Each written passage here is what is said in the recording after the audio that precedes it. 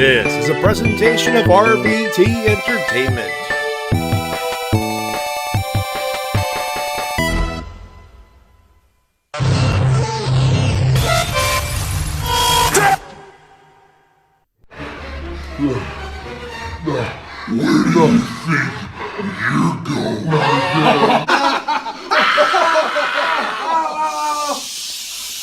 Quiet on the set, please! Silence! Silence!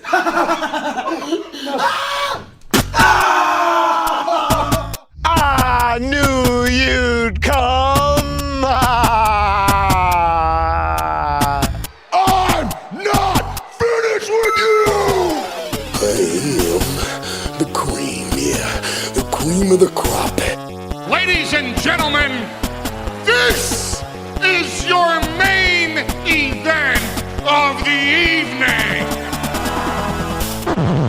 Because we don't just set the bar, we are the bar. Hey, hi, hello, ladies and gentlemen, and welcome to the Wrestle-Cast, presented by RVT Entertainment on the BrokenInfinite.com, Podomatic.com, iTunes, and wherever else you may find this fine audio recording and live on RVT Entertainment's official Twitch.tv live stream program thingamabob that you're probably listening to right now because it's what you do on a Friday night. Am I right, people? Am I right? No. In either case, we're here to talk about professional wrestling in both the mainstream and the independent scene. Welcome, one and all, to the best and worst of 2018 so far. My name's Matty Jay. That is TWK. Hello, ladies and gentlemen. I am wearing pants. Well, it's 10 o'clock on a Friday, and it's not as warm. I could see that. Yeah, what do you mean you could see that? You can see me wearing pants? Well, I don't literally see you wearing pants. Just it's not as fucking hot. It's cooled off a little bit. Not enough. I'd like it to be cooler. That's for sure. But it's obviously cool enough for you to actually wear pants. Or is it? Hey, look, whatever you do on your own time is none of my goddamn business, all right? Well, if you want, I could turn the camera on. Oh, god damn it. You know it's going to be a long show, you know that, right? Why is that? Why is it going to be a long show? Because it's the Is there best someone and else worst here? of 2018 so far, and you know who else is on the flippin' show, for God's sakes. Do I? Who is it? Who's this mystery guest you've been hyping up for the past 3 years? Well, 1 week, really. It's MatisLeonHart, everybody! Hello! From the pumpkin. Absolution Network. I'm not wearing pants. Because it's too fucking hot. By the way, Maddie, would you like to turn on the camera and confirm that for the audience? Fuck no. Maddie, you can't hide from your feelings. We all know how you feel about Mattis. It's going to be a long night, ladies and gentlemen. Strap in and strap on. Well, if you're so Maddie, inclined, of course. Well, Maddie, there are some people, as you can kind of see my thumb kind of point towards the other individual to our right, like to think of us as his Nikki Bella and John Cena. I'm going to pretend you did not say that. Hey, before we get to the meat of the program this evening, which is our lists for the year so far, we do need to acknowledge a couple of things right off the bat. It's been that kind of week where a lot of the news happened. Not all of the news, because otherwise we'd make a whole segment of it, but there's enough to talk about that we need to acknowledge a few things. We need to do a little bit of housekeeping. First off, no emails. I apologize ahead of time. It is one of those situations where it's going to be a long show. For those who have never listened to one of these shows before, we will try to make it not as long as possible, but we do not promise or guarantee anything. Two, we need to acknowledge the passing of a friend, of a colleague of ours, I guess you could say, Brian Zane. A friend of Brian Zane's passed away, and pretty much a friend of a lot of people when you think about it. Yeah, Spartan swinger Brian Danovich. Former Tough Enough competitor Brian Danovich, who passed away at the age of 38 this week. Actually, last night, as we found out. We're not going to go into the details. You guys could do your own Googling. All we could say is our condolences to Brian Zane, and of course, the family of Brian Danovich. Condolences, definitely. It really makes me feel bad because two genuinely good people on the internet, and Brian Zane and Matt Pat, have both lost two good friends to suicide, and it is really a shame, and it's sad to see people have to go through. It's not fun. I'm just gonna say, let's just, Yeah,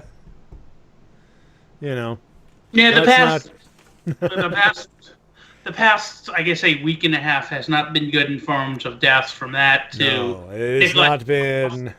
Brian. It's the last couple of weeks have been a rough go, shall we just say? And if I may add one, also our family cat Aria. Condolences to that as well. We lost on Tuesday. Not that that's more important than obviously the individual. No, but you know how the family feels. That's all we need to acknowledge there. Certainly, I feel more. I know you want to talk. Yep, sorry. I got to do the housekeeping, and I want to get to the good stuff. All right, I know you want to talk a lot, and you'll get your chance. Believe me. But we do have some good news, and so right before we get to acknowledgement of everything else, I will say this: it has been confirmed by a lot of people. The G1 Supercard show that is scheduled, that is co-promoted by Ring of Honor and New Japan Pro Wrestling. They have sold out Madison Square Garden, ladies and gentlemen. And you can thank one man for this, Toru Yano. Exactly. Well, to be fair, he was touring Japan, so you could give him some of the credit. He is a sublime thief. He personally bought all 14,000 tickets and just gave them away. All right, in all seriousness, guys, and we have to be serious about this. That's fucking huge, what I just said. Ring of Honor, New Japan, Madison Square Garden. A year ago, I would have said you're fucking nuts. A year ago, I wouldn't have said you're nuts. No, I was going to say you're fucking crazy. Yeah, same thing. This is a big deal. I'm also not surprised by it. Well, yeah, this is one of those situations where with All In selling out to a 10,000 seater, I'm going to say this right now when it comes to the best, or when it comes to this kind of a show. I don't know what's going to happen with All In. All I know if it scores as well, if it does as well as we all hope it will, it may very well show up as best pay-per-view of the year, just simply in historical fashion.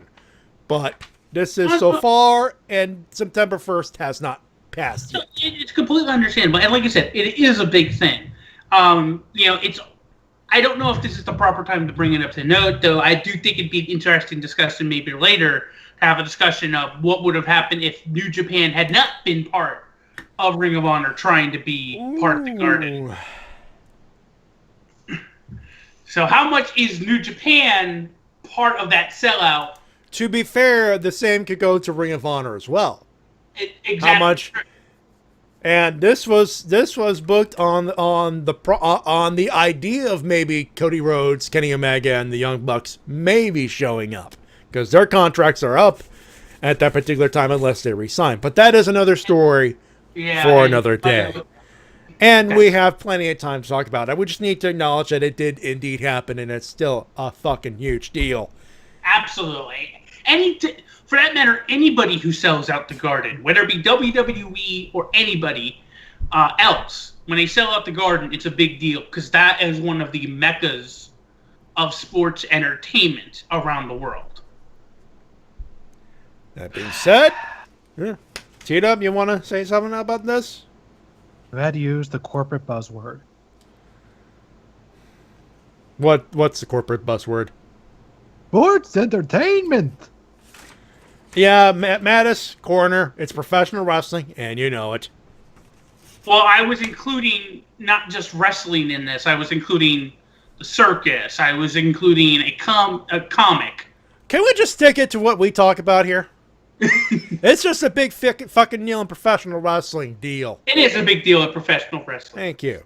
All right. Now, that being said, as I said before, no emails, no winners and losers, because we're just going to be up here all night. And last time I did that, it was a 4-hour show, Hairball. I will dave you for thinking about doing another 5-hour show.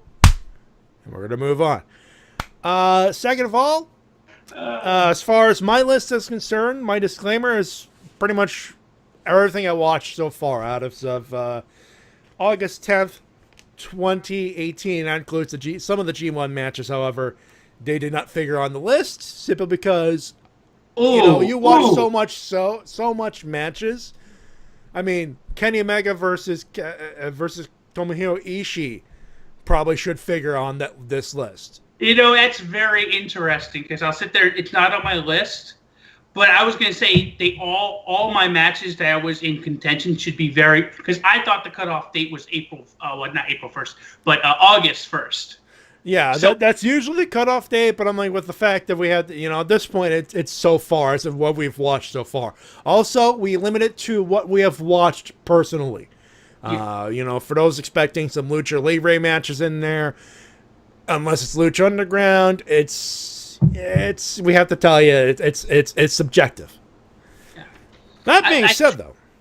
Yeah, but I just want to put the disclaimer that's why Tomohiro Ishii and Kenny Omega, which right now is my best match of the year, is not on this list because I have the cutoff date at April 1st.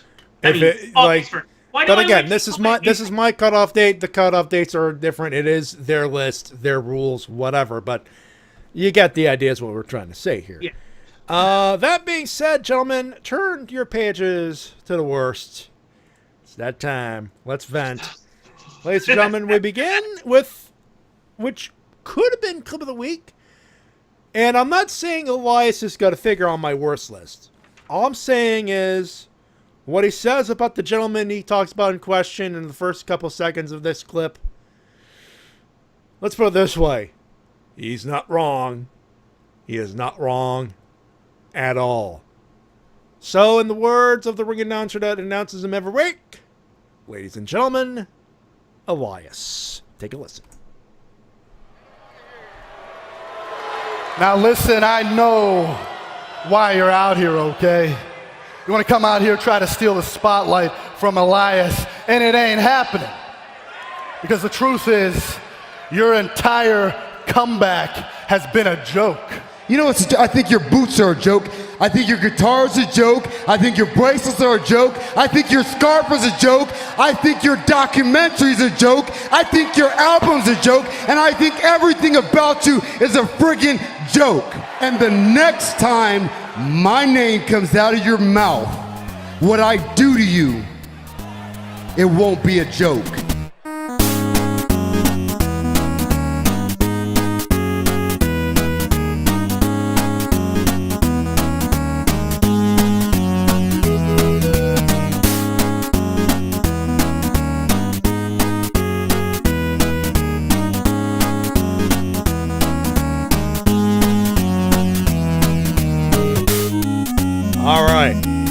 So yeah, Elias speaking truth bombs on Bobby Lashley.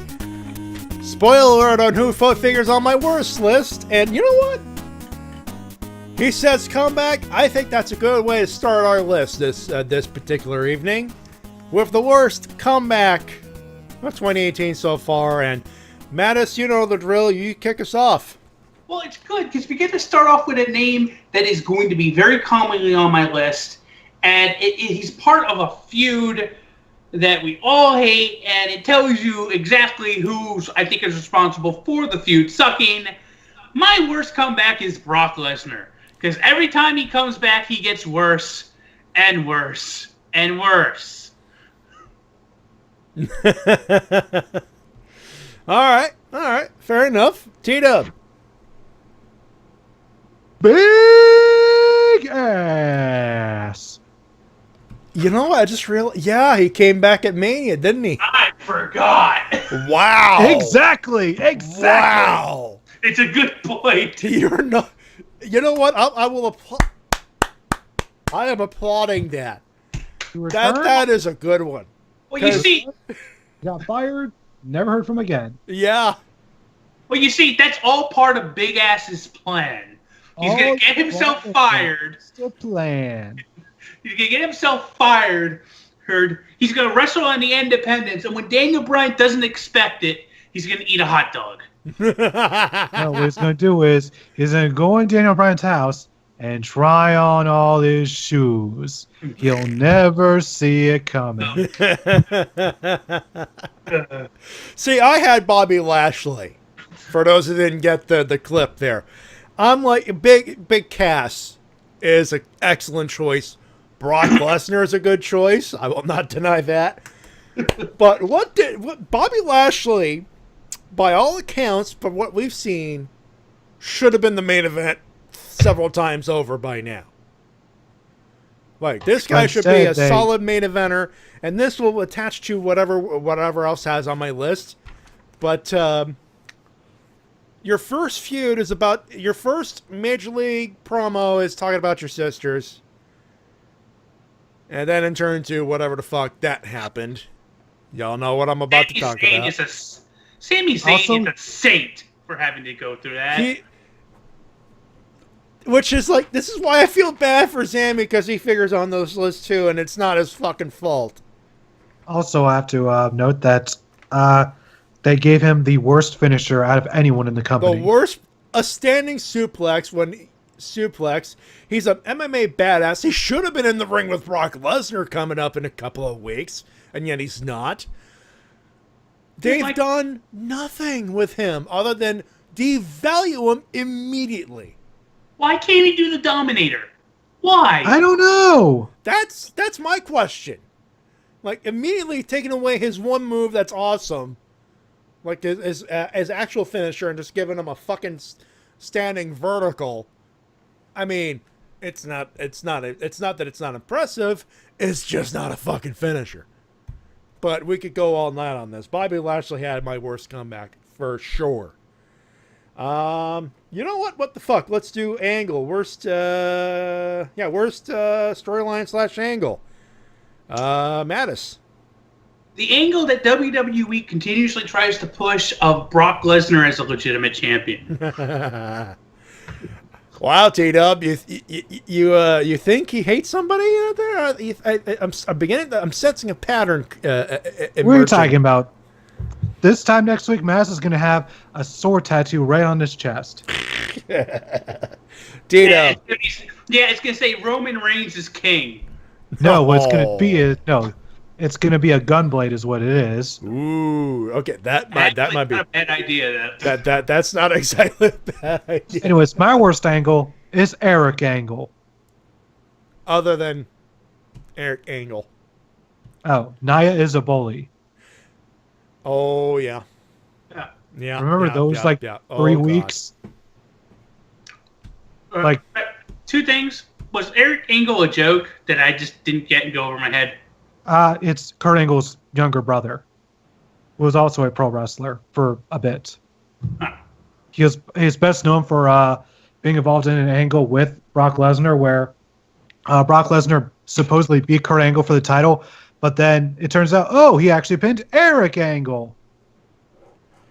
So yeah, that's legit. It is a good running gag. Let's just. It happens on an episode of SmackDown, like back in 2003, I think. Oh, okay. I completely forgot about that. And that's what I have here as well. Nia is a bully. No, she's not. Alexa Bliss is.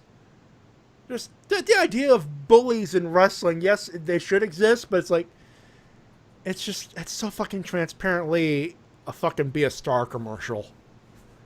Eric Angle is the older brother of Kurt Angle. Yeah. I thought he was younger. There you go. Well, you know the truth, though, because when you are a star, you have to know. And the more you know, because knowing is half the battle. And I AJ Styles. Okay, moving on. Worst promo of the year, Mattis. Kick us off there. Okay, promo. This is a good one. I don't think I've said this name before, though I don't know if it will count, though. It's the promo that Brock Lesnar cut right after Cormier's UFC fight. Oh, wait, that's a worse promo? Like, I get there's heat there, but I'm like, I would not put that as a worst promo. You're telling me he sounds like a man who can actually kick somebody's ass? Dude, this is Brock Lesnar. We know he sounds like Mike. He's like if Mike Tyson ate helium for breakfast. We know That's that. the point. It's why you don't have him speak. Still, I don't think it should count. He broke a fucking camera using Joe Rogan's microphone, for God's sakes. I do have a backup. All right. Promo where Brock Lesnar asked Paul Heyman to get him a medium rare steak. What type of asshole wants medium rare? Well, at least he's not asking for it to be overcooked, because then we would ask them politely yet firmly to leave. Yeah, medium rare is a good steak for me. So don't. By the way, he said medium well done. Oh, medium well done. I got it. I messed the joke up. Anyway, That's a joke. Yeah, okay. The good one. The actual thing you want to do, because otherwise we're going to be arguing about your hatred for Brock Lesnar. I mean, yeah, Brock Lesnar is a dick, but he's not that big of a dick. Yet. Yet, you'd say. Cover my ass. That's all it is. T-Dub, I think he's done. All right, my worst promo of the year so far is the Nia Jax and Ronda Rousey contract signing, where Stephanie McMahon made them both look like idiots. Ladies and gentlemen, cunt Stephanie McMahon strikes again. It's like, hey, Ronda, she says she could break your arm. Hey, Nia, Ronda says that she could break your arm. Blah, blah, blah, blah, blah, blah, blah, blah. Just, how could they fall for this? She's right there, just, oh my God, so stupid. She needs to shut the fuck up. You made them both look like idiots just in record time. Way to go. Where is the pendulum? There we go. This is, ladies and gentlemen, Pendulum. You need to shut the fuck up. Tell me I'm wrong, folks. For me, Sammy's three sisters bit. No, Lashley's sisters. Lashley's sisters. It had Sami Zayn in it, all right? Kudos to Sammy to bring as much energy as he does to the promo, but that was dead on arrival with those cross-dressers. I am sorry. It hurts. It hurts. That was the moment that we knew that Lashley's career in WWE was fucked. It hurts so much because I'm currently wearing a Sami Zayn shirt. Now, don't get me wrong. I feel bad for Sammy for putting him. I don't want to put his name on the worst list. I don't. But the fact is, that was the worst promo I had the unfortunate privilege to watch live. So what you're saying is dumpster fire. So what you're saying is that was the worst promo I've ever watched. SCU? SCU? SCU? In all serious, get well, Sammy. We miss you. Please. Oh, God. Just get yourself fixed up, come back, kick all the ass, win the Intercontinental title or the U.S. title or whichever belt you want to get. Yes. All right, let's change gears here. Worst title reign. Mattis? This one, I'm not going to argue because I know exactly where he's going with this. Brock Lesnar's Universal title. Enough said. I will say this right now. Do I hear 3? T-Dub? No. All right, we have 2. All right, so I'm Mine Brock goes to Lesnar. a title reign that some people may have actually forgotten about.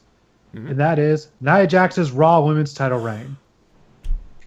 I'm not going to argue that either. Yeah, it's like, hey, she finally defeated the bully, and it's gone. Yeah. And it goes right back to the bully. Pretty much. WWE, we take all of your hopes and dreams and smash them into smithereens. Hey, speaking of that, who has the worst promotion, Mattis? What was that? Worst promotion. By the way, what was your pick? My pick was Brock Lesnar Universal title. That's why I said, do I hear 3? Because that was my pick as well. I just wanted to make sure. Worst promotion, because a couple times I've seen them, and just at least their production of trying to do in English has been horrid. AAA. They're trying to break into the international market, and they're not doing a good job. They're trying to pull a New Japan, and they're failing. Is what you're saying? Yeah. I hear you. That's not a bad pick. J-Dub. WWE. I hear 2. That's 2. Just, you have, on paper, the best roster in R-Truth, but he's still good too. You have one of the best rosters, period, and 5 hours of TV for the main roster guys a week. And when watching WWE Raw is a chore. Hey, you don't pick on R-Truth. Don't pick on R-Truth. He's going to beat Carmella and win that light heavyweight title shot. You know what? If there's anyone that could get a shot at the light heavyweight title, it's probably R-Truth. So I am not going to joke there. I'm just saying, I'm joking here, obviously. I keyed. Yes. Let's see. Worst television wrestling show. Well, are you ready for your first sweep? I begrudgingly have Raw. T-Dub? Let's see. There it is. And it is Raw. Ladies and gentlemen, we have a sweep. Two sweep. Whoop, whoop. Two sweep. Whoop, Monday whoop. Night Raw. For the reason I just explained right there. 3 long hours. And sometimes the shows, nothing happens. Yeah. And Mike Shell describes it best. The only thing that keeping... I see why the dog came in. She was worried about missing her sister, her mama again. Poor puppers. Yeah, there she is. There she is.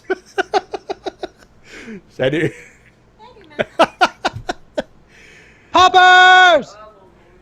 T-Dub says hi to the dog. Okay, so yeah, and Mike Shell said it best in the chat. The only thing getting me through it is Easy and Matty Jay every Monday. Vice versa, my friend. Vice versa. The sad part is that they've had some good main event wrestling, like the Intercontinental title has been That's good. the thing. But for a 2-hour show, it's fine. But for 3 hours, it's like, is it even worth going through such an extra hour really does kill them. It kills it. Oh, and now my dog's in the room. I think what really hurts is that the undercard. They definitely. I think if they did more tag team matches and like gave more room to wrestling, it could make the third hour a little bit more enjoyable. But it's like I don't think they have enough content, which is surprising to say. Yeah. Here's how you make him. Here's how you give more. Here's how you create more content. Get rid of 205 Live. Make one of the hours essentially 205 Live. That would be a good idea, but I would also want to keep the hour after SmackDown as well. Yeah. You know what? This will obviously change a little bit when the Fox deal kicks in for SmackDown. So certainly. Who knows? We will see. I'm going to go one up and say TV announcer next. Mattis, this is an interesting one because I didn't know where to go here. I didn't know where to go either. Because honestly, I like all the announcers right now on WWE. I've been loving Kevin Kelly and Rocky Romero. So I begrudgingly give it to Booker T. Who was, I believe, the announcer at the beginning of the year for Raw.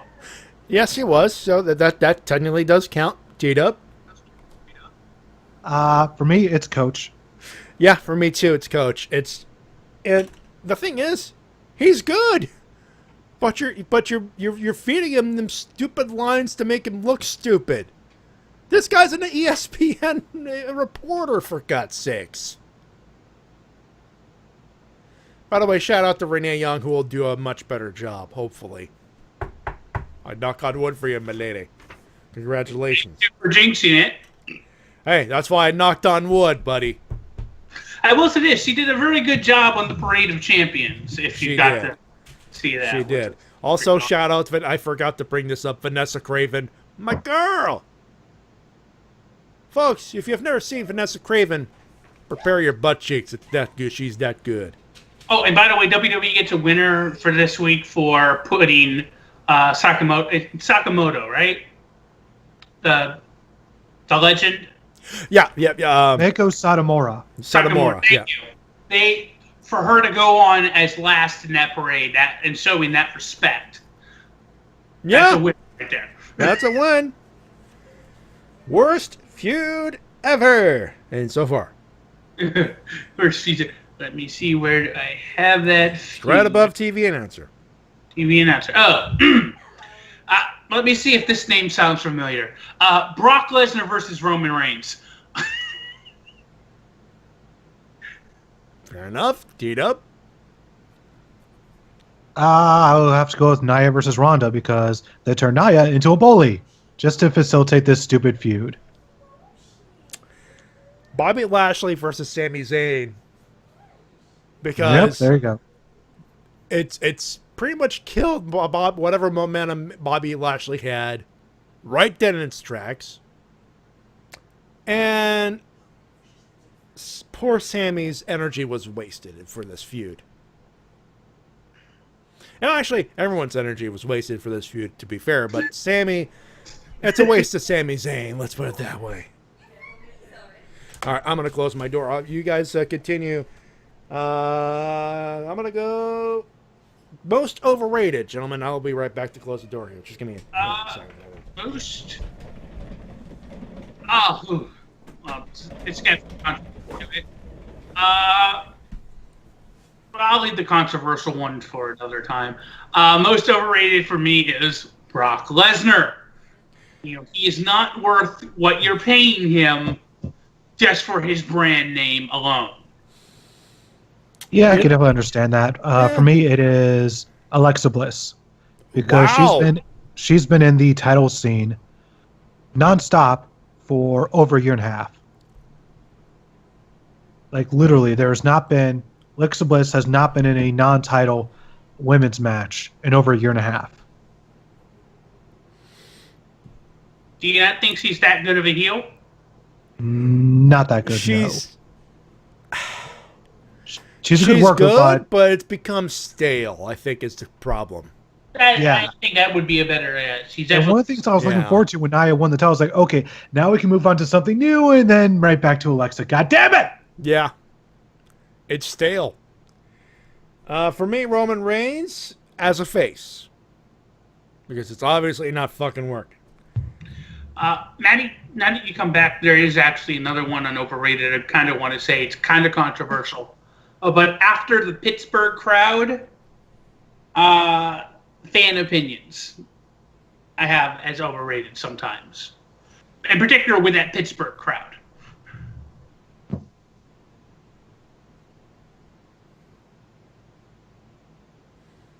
Hello? I'm just going to say Pittsburgh's not wrong. We're waiting for you to elaborate. Oh, you're right. No. I was just stating that I have it in overrated. Moving on. All right. That's it. That's all you had to say right there. All right. They fucked up on blank. Roman Reigns' Universal title win, whenever that will happen. Can't disagree there. And for me, it's Asuka. they had one of the best ready-made packages for them to use, and they had her lose, and then lose, and then lose again. And she's not even on TV. Nope. One of the best professional wrestlers in Japan. In the world. Wasted. She had a great connection with the crowd, and her matches were obviously always excellent, but they just completely just decided to just not give her that big push that she obviously deserved and that she should have gotten, because that's what everyone wanted to see. But no, they wanted to keep the title on Carmella until probably SummerSlam, and they're probably not going to have anything for Asuka to do until like the end of the year. Bobby Lashley.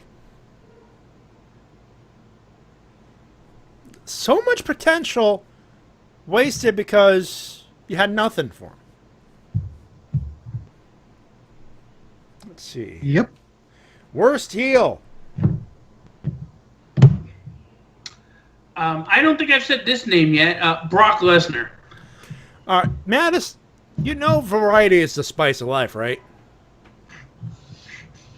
Trust me, I tried to think of other names, but every time I think of another name, I kept going, but they're not as bad as Brock Lesnar. Fair enough, T-Dub. Just for how bad of a heel she was during the brief time that she was, it's Nia Jax. I'm sorry I keep putting her on the list, but I can't help it. Yeah. Was that variety being the spice of life there, Matty? Hey, sometimes you can't help it, but you know, for the end of the year, we gotta shape it up a little bit there. This one was a hard one to fill because I'm like, there are some good heels this year, but I gotta go with Nia Jax here. It just didn't feel like it felt so forced. It didn't feel right. It doesn't. It feel feels forced. organic. It feels forced.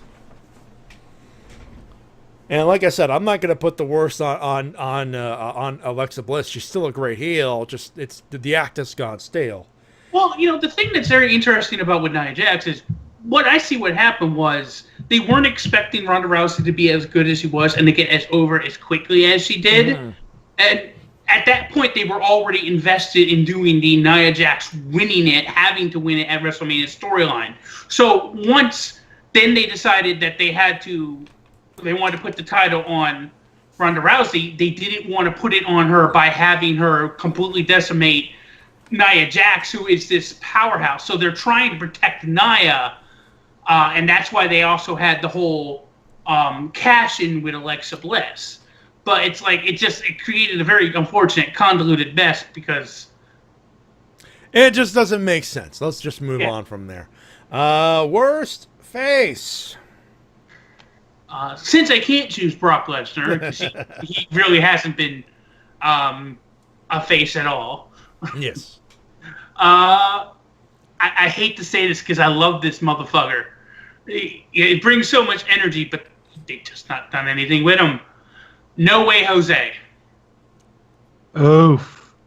Yeah, that one hurts, but I can't, for the life of me, I can't think of an argument. Trust me when I say I don't want him on here. I don't blame you. I don't blame you at all, T-Dub. This one might come as a shocker. He is a former United States champion. He is a former Impact World Champion. He is Bobby Roode. He is much better as a heel. Yes. There's nothing to him as a babyface right now. There's literally nothing. Just the glory. It's the glorious theme song. That's it. That's it. That's it. Yeah. The problem, unfortunately, is that they have too many heels. That's it. And so since Shocker's been brought up and Mike is wondering where it is, there we go. There's a Shocker. There you go. There's a Shocker. That's a Toku Riffs gimmick. You know that. No joke. For those who don't get the context, I have. This is from. I believe this is from either Japan World Heroes or Ranger Stop last year.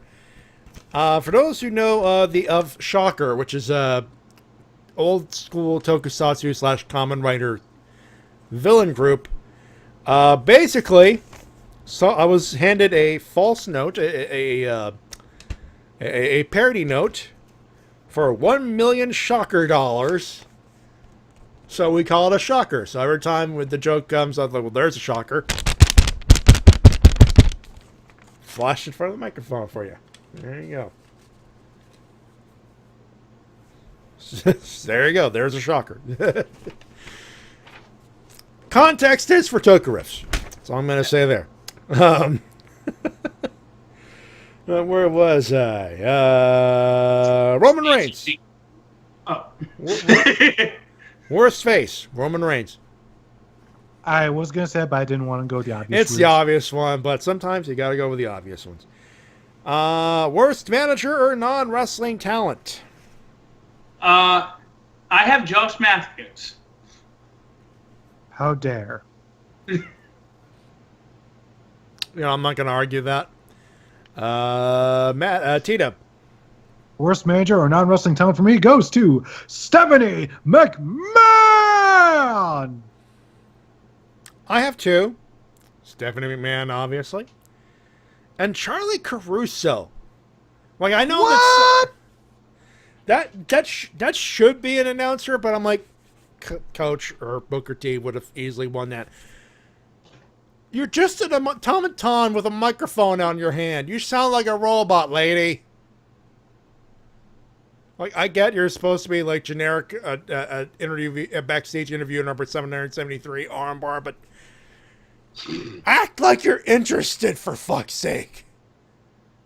Like, it's in the voice.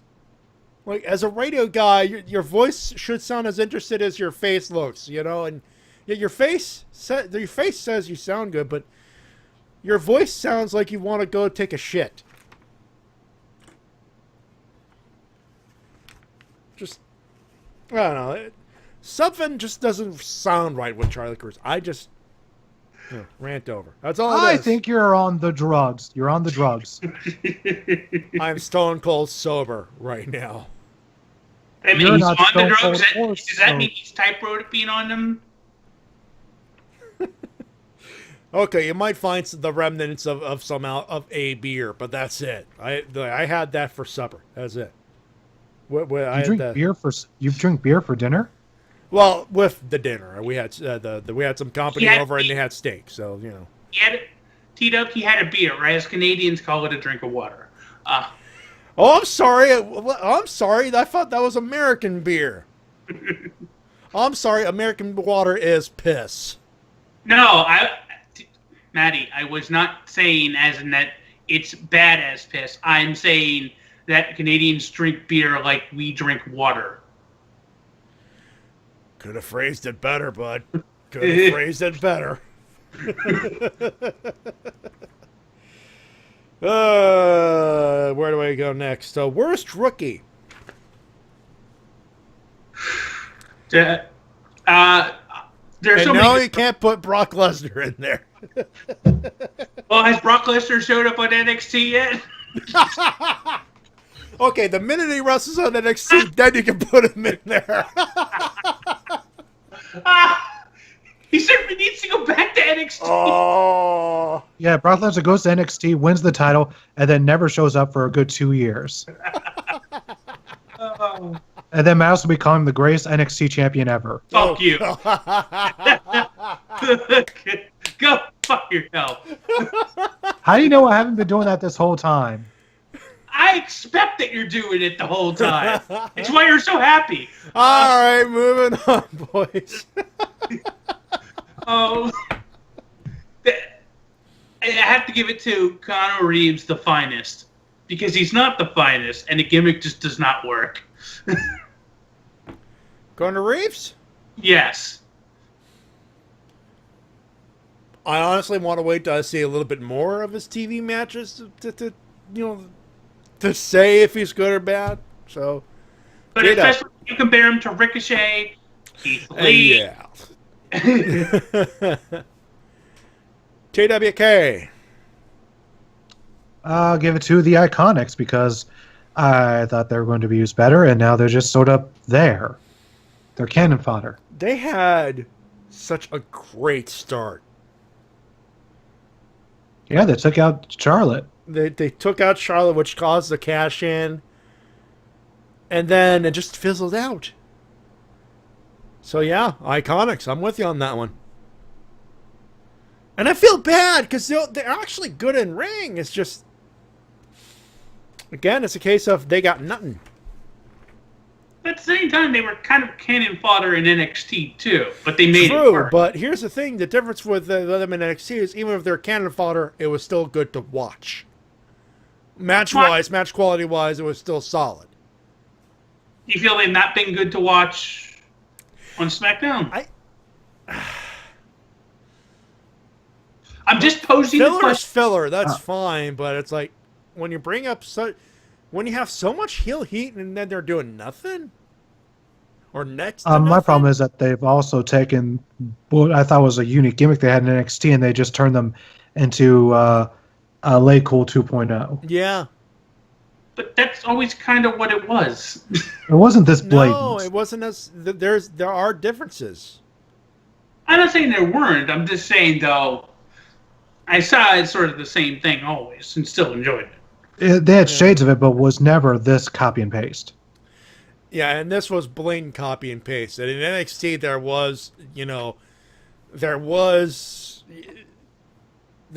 were differences that were subtle enough, but at the same time that there were differences. I don't want to compare the Iconics to Lay Cool because Lay Cool was a little bit lame. Again, I'm not arguing. I'm just posing questions as an investigative reporter. You're as much of an investigative reporter as Matty Jay is Canadian. Okay, so apparently he is an investigative reporter. No, he is a sham, a false, a phony. J-Dub, I'm Canadian. Yeah, sure, and I'm a millionaire. Oh, awesome! Can I have some money for Ranger Stop? Yeah, No, you want to give Matty $1,000 so we can get front row seats at WrestleMania 35? I'm practically broke. That's the point I'm making. And the point I'm making is you kind of tripped over yourself when you realize I'm fucking Canadian, dude. I don't believe you. God damn it. Matty, let's move on. We'll be here. Matty, T-Dub, do you you're like- not Z. Meixner. Though I'm pretty sure he appreciates keeping the gimmick alive. Indeed. Do you like greasy hamburgers? Do you like fireworks? Do you like AC/DC? AC/DC's Australian. But their singer is American. Brian Johnson's from the UK, I think. I'm By the pretty sure way, he's Aaron, American. what's his name? He can go suck a dick. For hating AC/DC, by the way. Do I like greasy burgers? Yes. What kind of question is that? Do I like AC/DC? Yes. What kind of question is that? Do I like... What was that second question? Matty, Fireworks. stop feeding the troll. It's called entertaining our audience, my friend. It's also proving a point that Matty J is a closeted American. It's also proving a point at T-Dub. Dave! This is, by the way, folks, why we're going to be 3 hours. Dude, if we're going to do 3 hours, let's make it entertaining. Entertaining, all right? True. Very true. T-Dub knows every once in a while someone wants to wake up and chuckle, okay? I know. We shall continue with worst pay-per-view or network special. Oh, I really hope this is a sweep. I get the feeling it might be, but you kick us off. So, bar none, the worst this year was Backlash. It started off hot and then just spat out hot garbage match after fucking match. With horrible booking decisions. Go, T-Dub. T-Dub? It's not going to be a sweep because for false advertising, Extreme Rules. That's where I have to agree on that one, but I still contend Backlash is worse. Yes. But I will say this, it's not by a mile. It's by a couple of fucking centimeters. Like, it's millimeters. It's a hair goddamn close.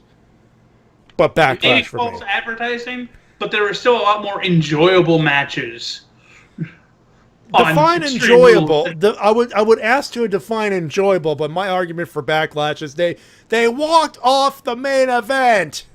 And for someone like Samoa Joe, I feel bad for you, Joe. I really feel bad because, I mean, honestly and objectively, that was a fairly decent match.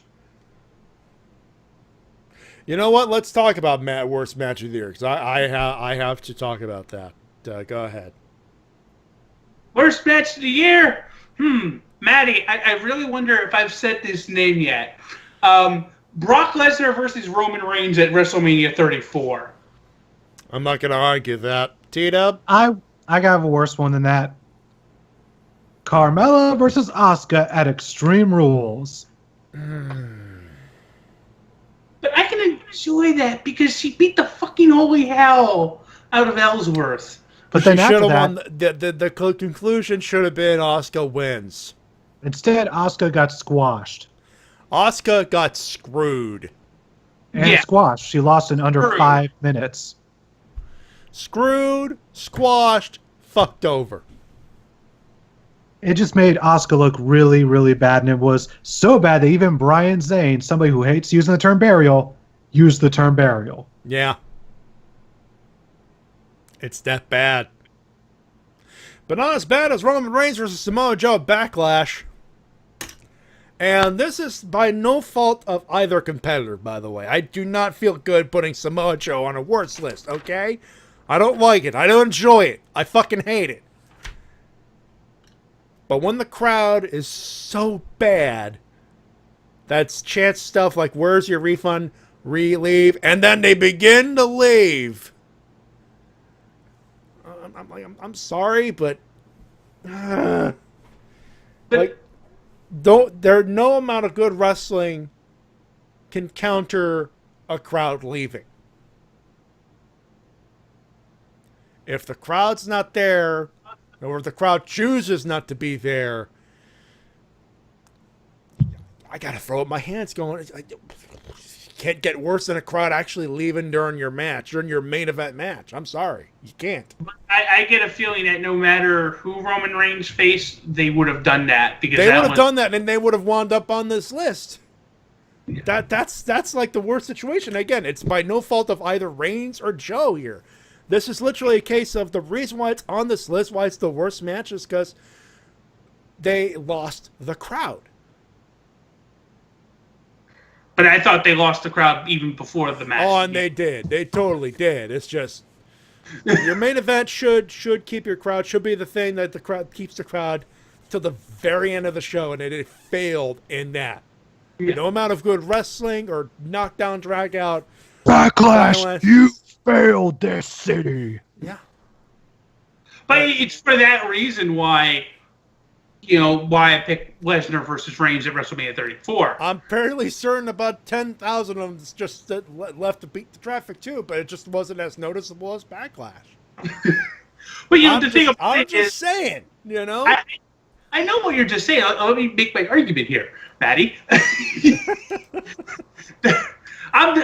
To convince you is that still, when you watch that match back, especially if you watch it on Move, it was a very decent, dare say, good match between It was a solid match from both guys. That's the worst part. Lesnar versus Reigns was a fucking squash. Because I don't think Reigns got hardly any offense in that match. It's your main event of WrestleMania, and it's a fucking squash. They're trying to repeat what they did to John Cena that year. And like I said, I'm not arguing your match, and you're probably not going to argue mine. I'm just saying. Not arguing your match. We are just setting up the points to why we picked. And T-Dub said it best with Asuka versus Carmella, and I will not disagree with that. I'm having a hard time with this one. Worst faction. That's easy for me. Because nobody really wants to join them anymore. That's Chaos. Ooh. Tell Alright. me I'm wrong. Tell me I'm wrong. God damn, I can't. T-Dub, I can't argue that. Sanity. Oh, there it is. There it is. There it is. Sanity, because, again, worst debut ever. Just flat out. Uh-oh. Hello? I'm here. Okay, for a second I thought I lost connection. Okay, we're good. Don't be so goddamn silent, guys. Jesus. That scares the shit out of me. It's entertainment, Matty. I know, but the silence is like, it gets uncomfortable. Especially when I don't hear background noise. We like it when you're uncomfortable. Dave. Worst tag team. I hate saying this. Really, I do. Uh-oh. Uh-oh. Don't say Braun Strowman and Nicholas. I will cut you and scatter the pieces to the four winds. No, my pick is AOP. Ow. Because what have they really done since being brought up? They beat up Titus Worldwide, and they beat up Titus Worldwide, and they beat up Titus Worldwide. And now lost 2 single matches against them. Great job with your powerhouse tag team, WWE. You know, At least sad... Sandy has done something and won a match. Just the wrong match to win. T-Dub. For me, it's less of their skill and the fact that I'm just not quite digging them that much at the moment. And that is the Desi Hit Squad. The what now? The Desi Hit Squad. All right, fair enough. I'm just Ooh. like they're not bad, but I just not digging them at the moment. All right. Who? Is this like an indie tag team? No, they're on Impact. Yeah. Oh, I'm not seeing much of Impact.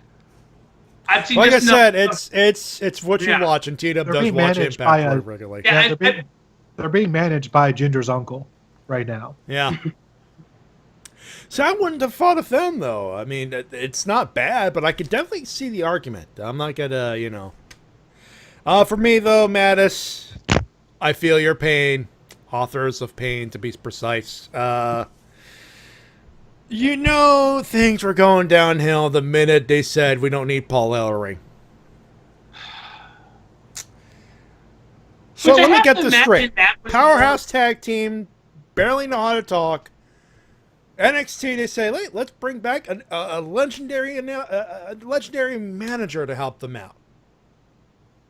Main roster, fuck your manager, you're on your own. And it's all downhill from there. Well, apparently the main reason they did that is because they wanted to keep him in NXT. What's he been doing since then? Well, obviously nothing on screen, but he might be working behind the scenes. And I Probably. think he is a trainer behind the screen. Behind the screen. Behind the screen. Behind Behind the the scene. scenes, yeah, there we go.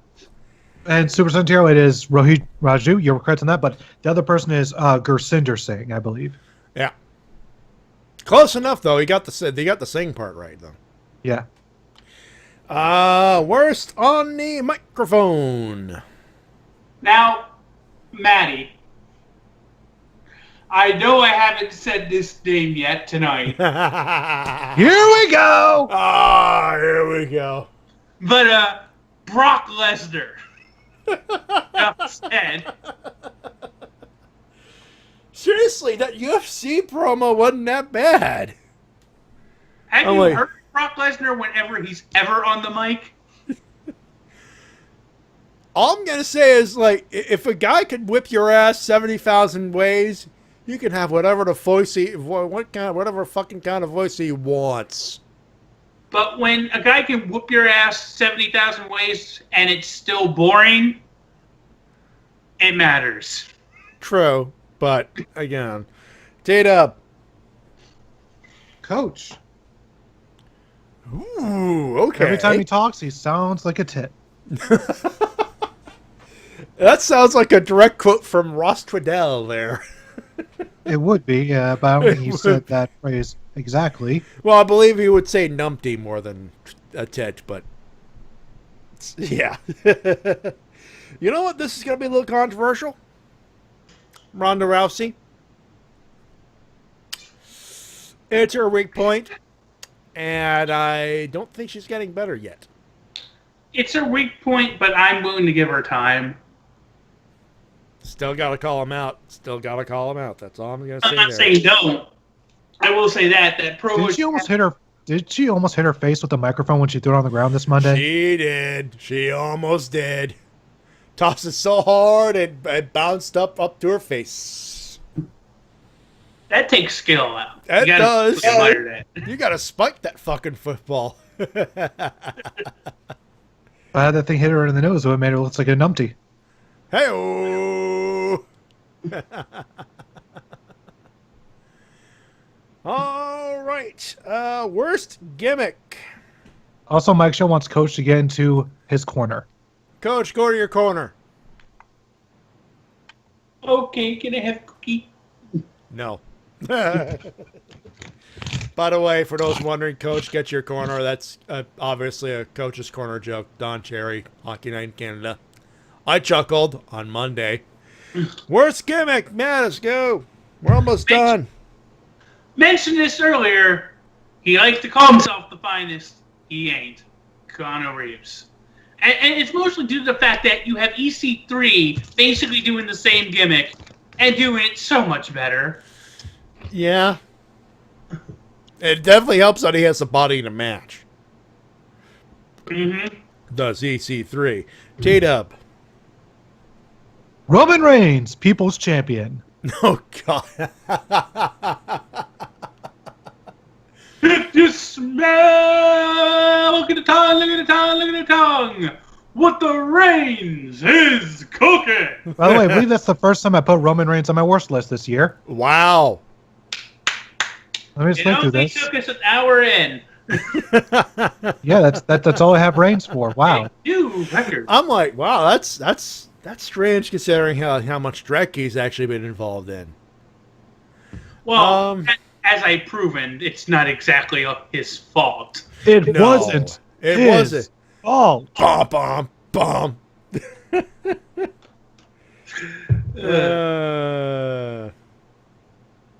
It'd be the fault of the steroid-infused gentleman to his left. Vince McMahon? No, the one with the sword tattoo on his chest. Vince McMahon.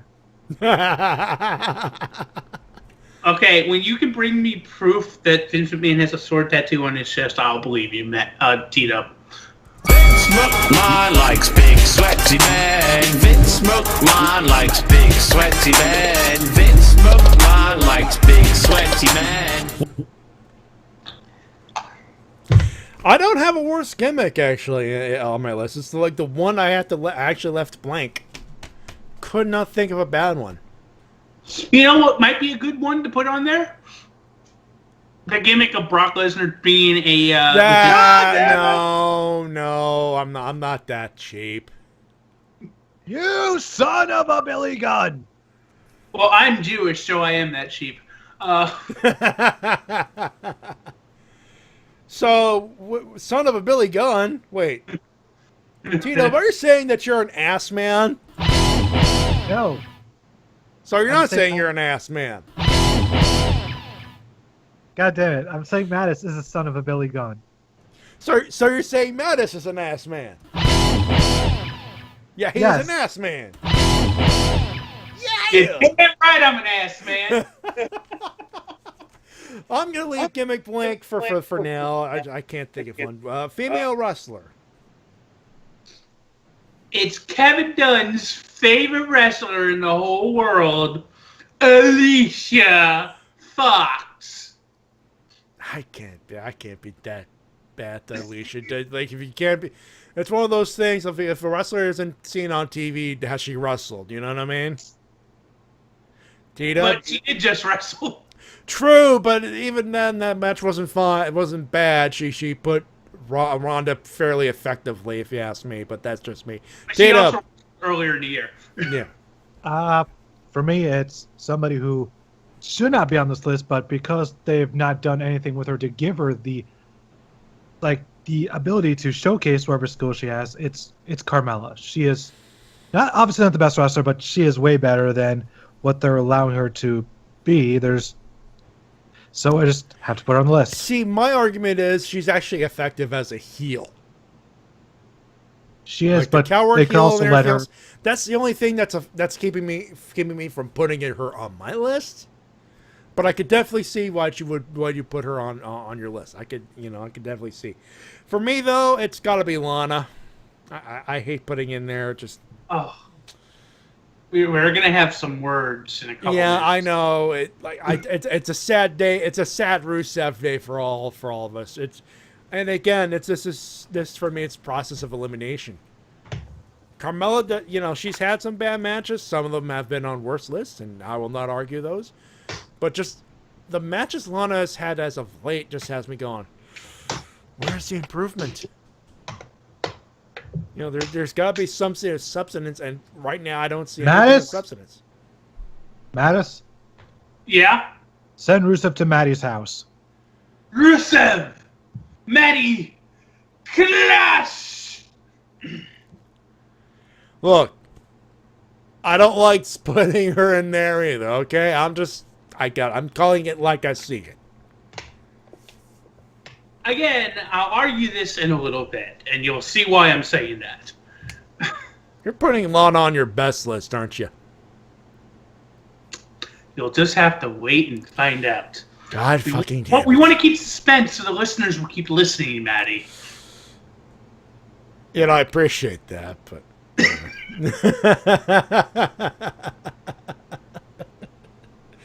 Worst male wrestler so far, Mattis. Let's finish this list here so I can toss it. Now, I know I have not said this person's name on this list. Wow! My worst wrestler of the year is Brock fucking Lesnar. T-Dub? For me, it's the master tactician, Big Ass.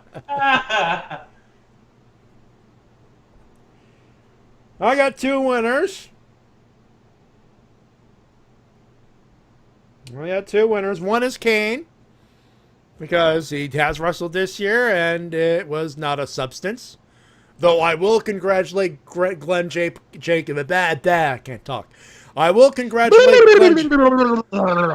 Thank you. I will congratulate Mr. Jacobs on becoming mayor of Knox County, Tennessee. Congratulations, good sir.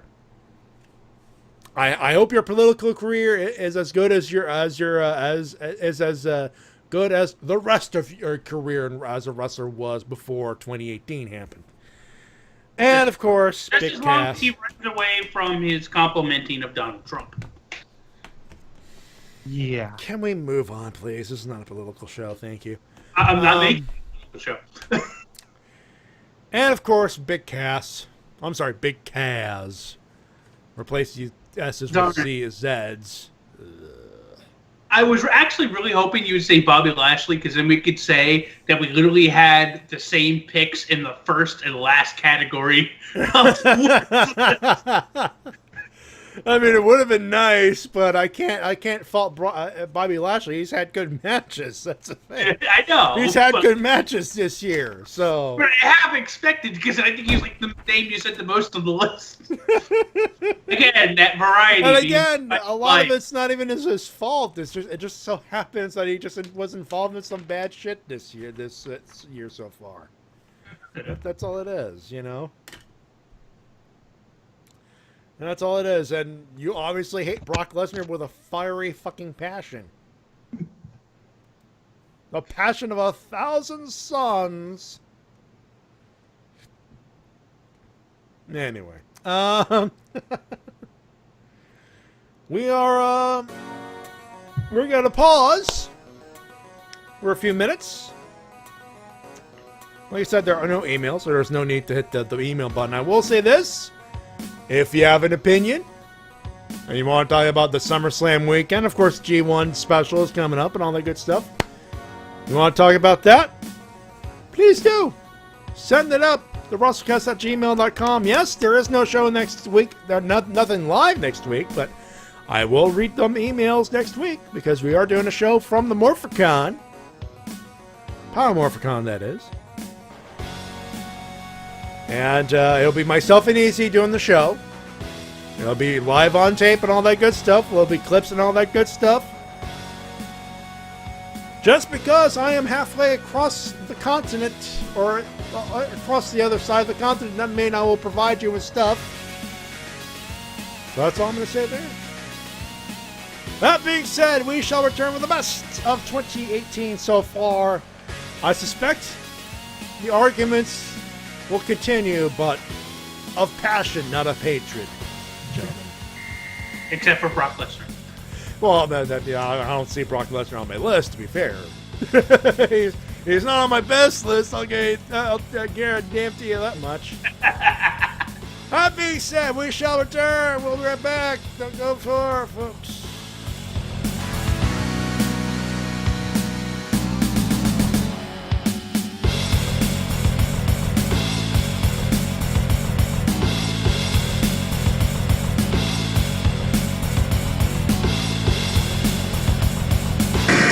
And now a word from our sponsors.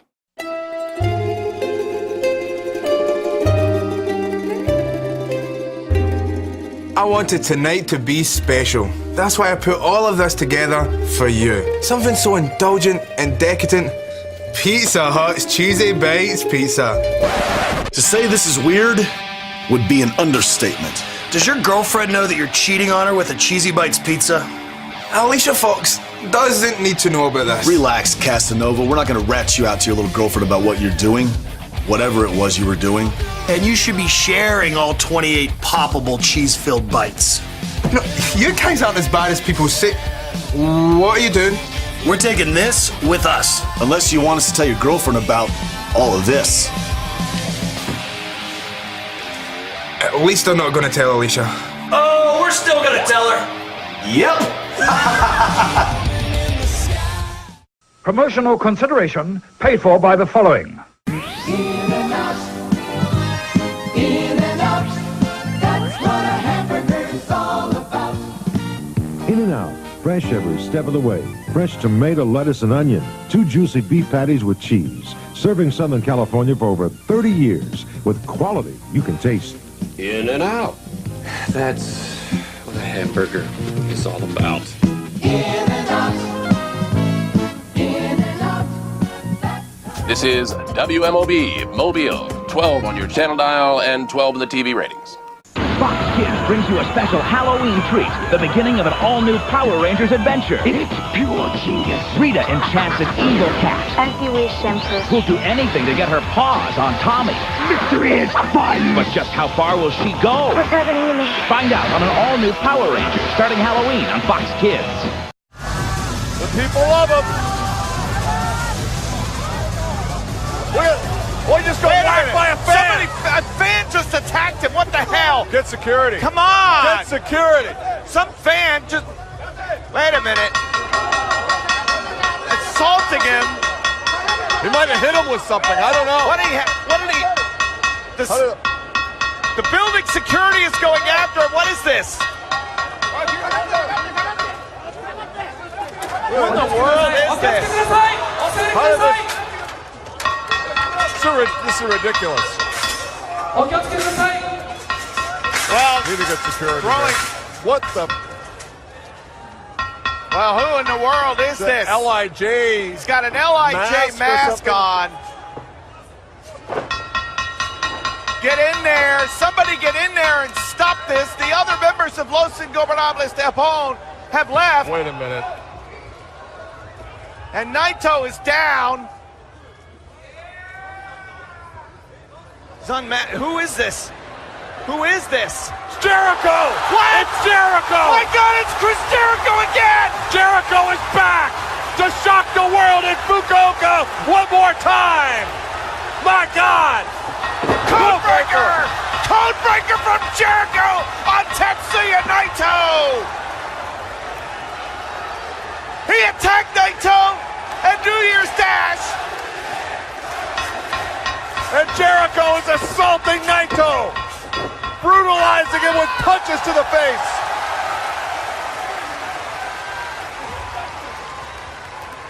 Did he come? He came from the crowd. He came from the crowd. He was dressed as an LIJ fan. Brilliant strategy, if you ask me.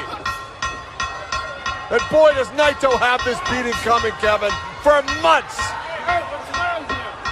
They tangled on January 5th.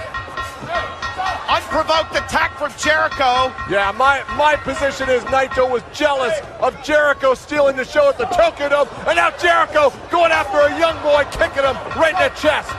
Oh, in the head. Jericho is hitting anything that moves. Chris Jericho has done it again. Jericho has done what no one else could do. He's left Naito laying, and he's finally shut him up. It has simmered for months. It has simmered. Jericho's got the belt. Oh, wait Jericho's got the ring belt. No. Come on. And Naito is helpless in the middle of the ring.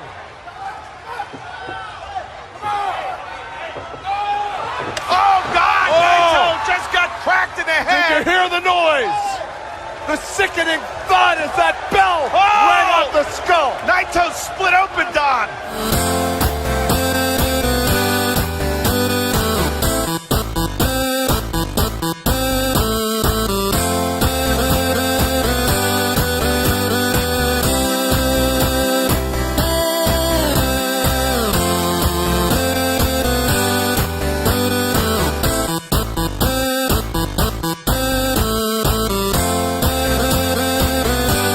Welcome back to the best and worst of 2018, presented by the Wrestle-Cast on BrokenInfinite.com, Podomatic.com, iTunes, podcasting places, Twitch.tv/RBT Entertainment, Matty Jay, TWK, and MatisLeonHart from the Absolution Network on the call with you.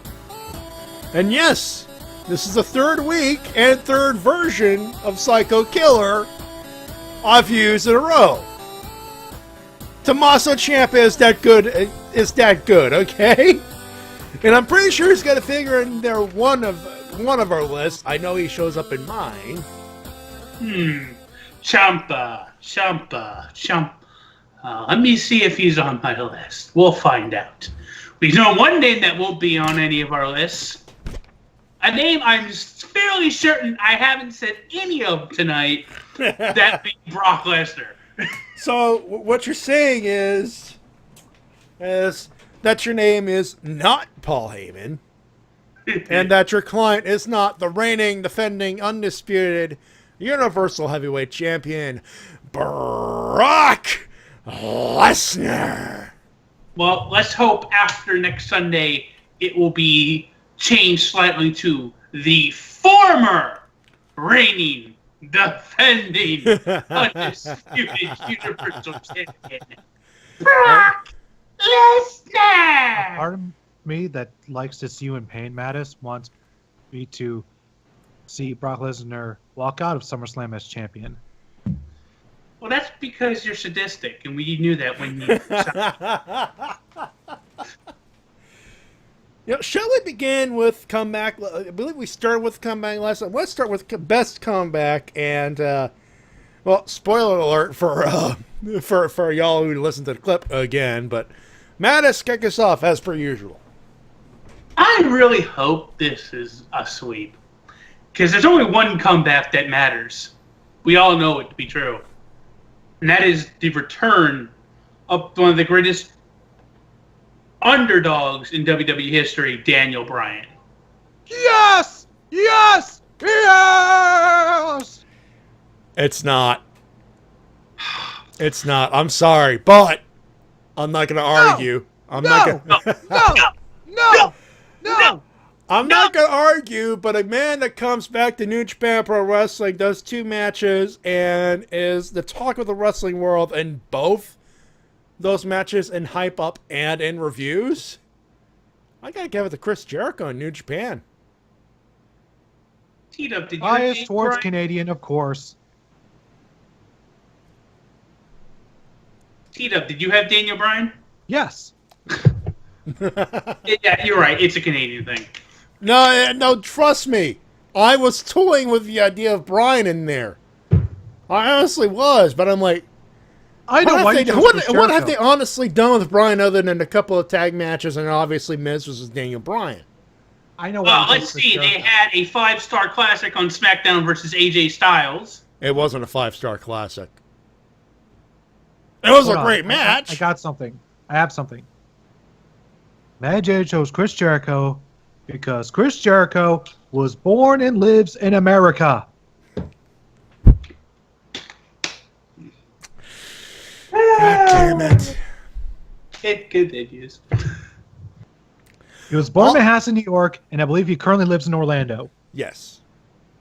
But I'm just saying, can a man have an opinion different than others?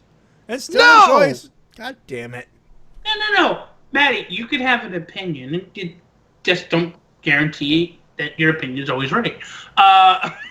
Well, fuck you. Chris Jericho got the best match at Wrestle Kingdom 12.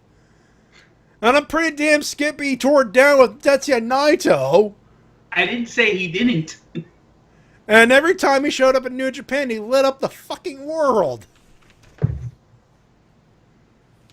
I'm like, if that's not the textbook definition of a fucking comeback, I don't know what that is.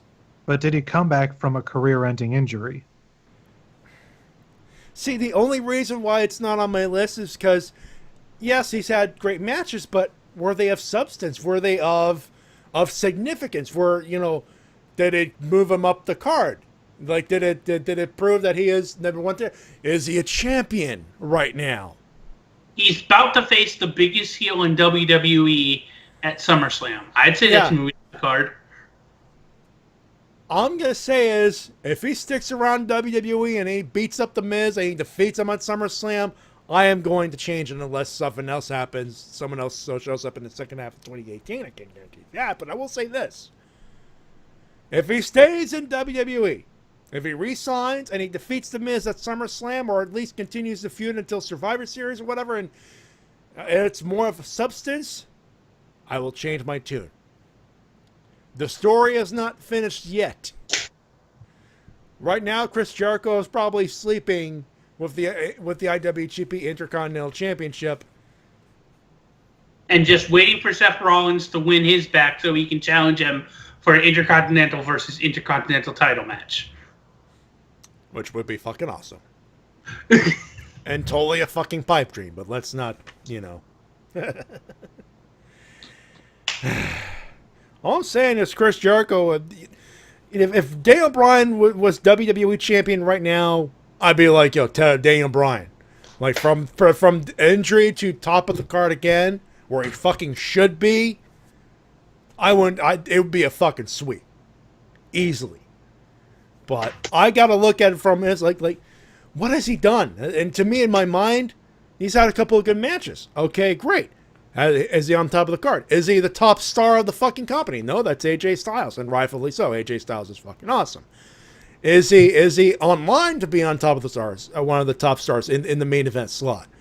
Yes, but it's against The Miz, and they're stretching it out to SummerSlam because that's where the fucking money is.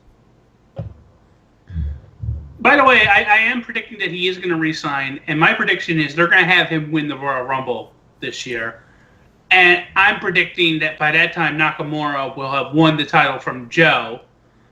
It's a fucking pipe dream, but god damn, that would be fucking awesome. I am going to predict Nakamura versus Bryan at WrestleMania for the title. That would be, if you want to save Shinsuke Nakamura, you want to keep Shinsuke Nakamura around, tell him WrestleMania, world title, Daniel Bryan. You want to keep Nakamura from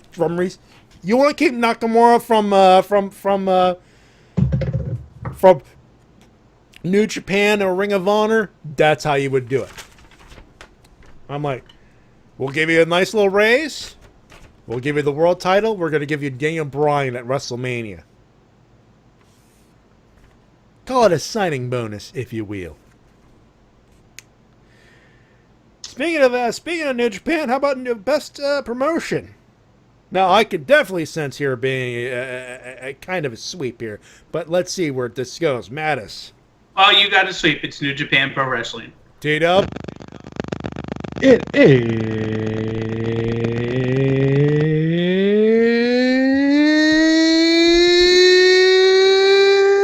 New Japan.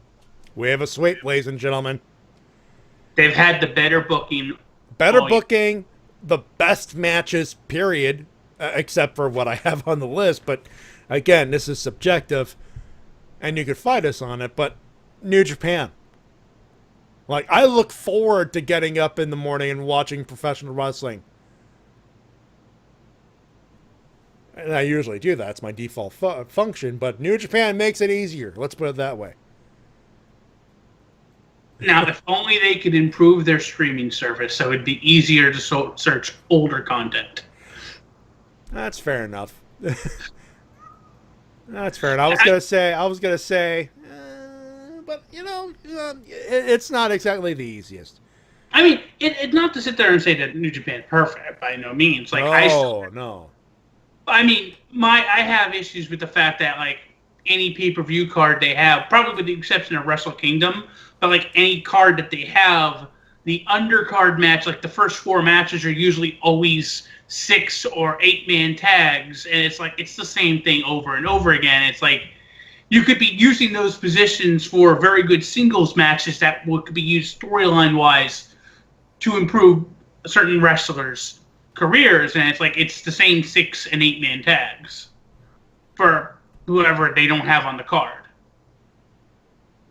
All right.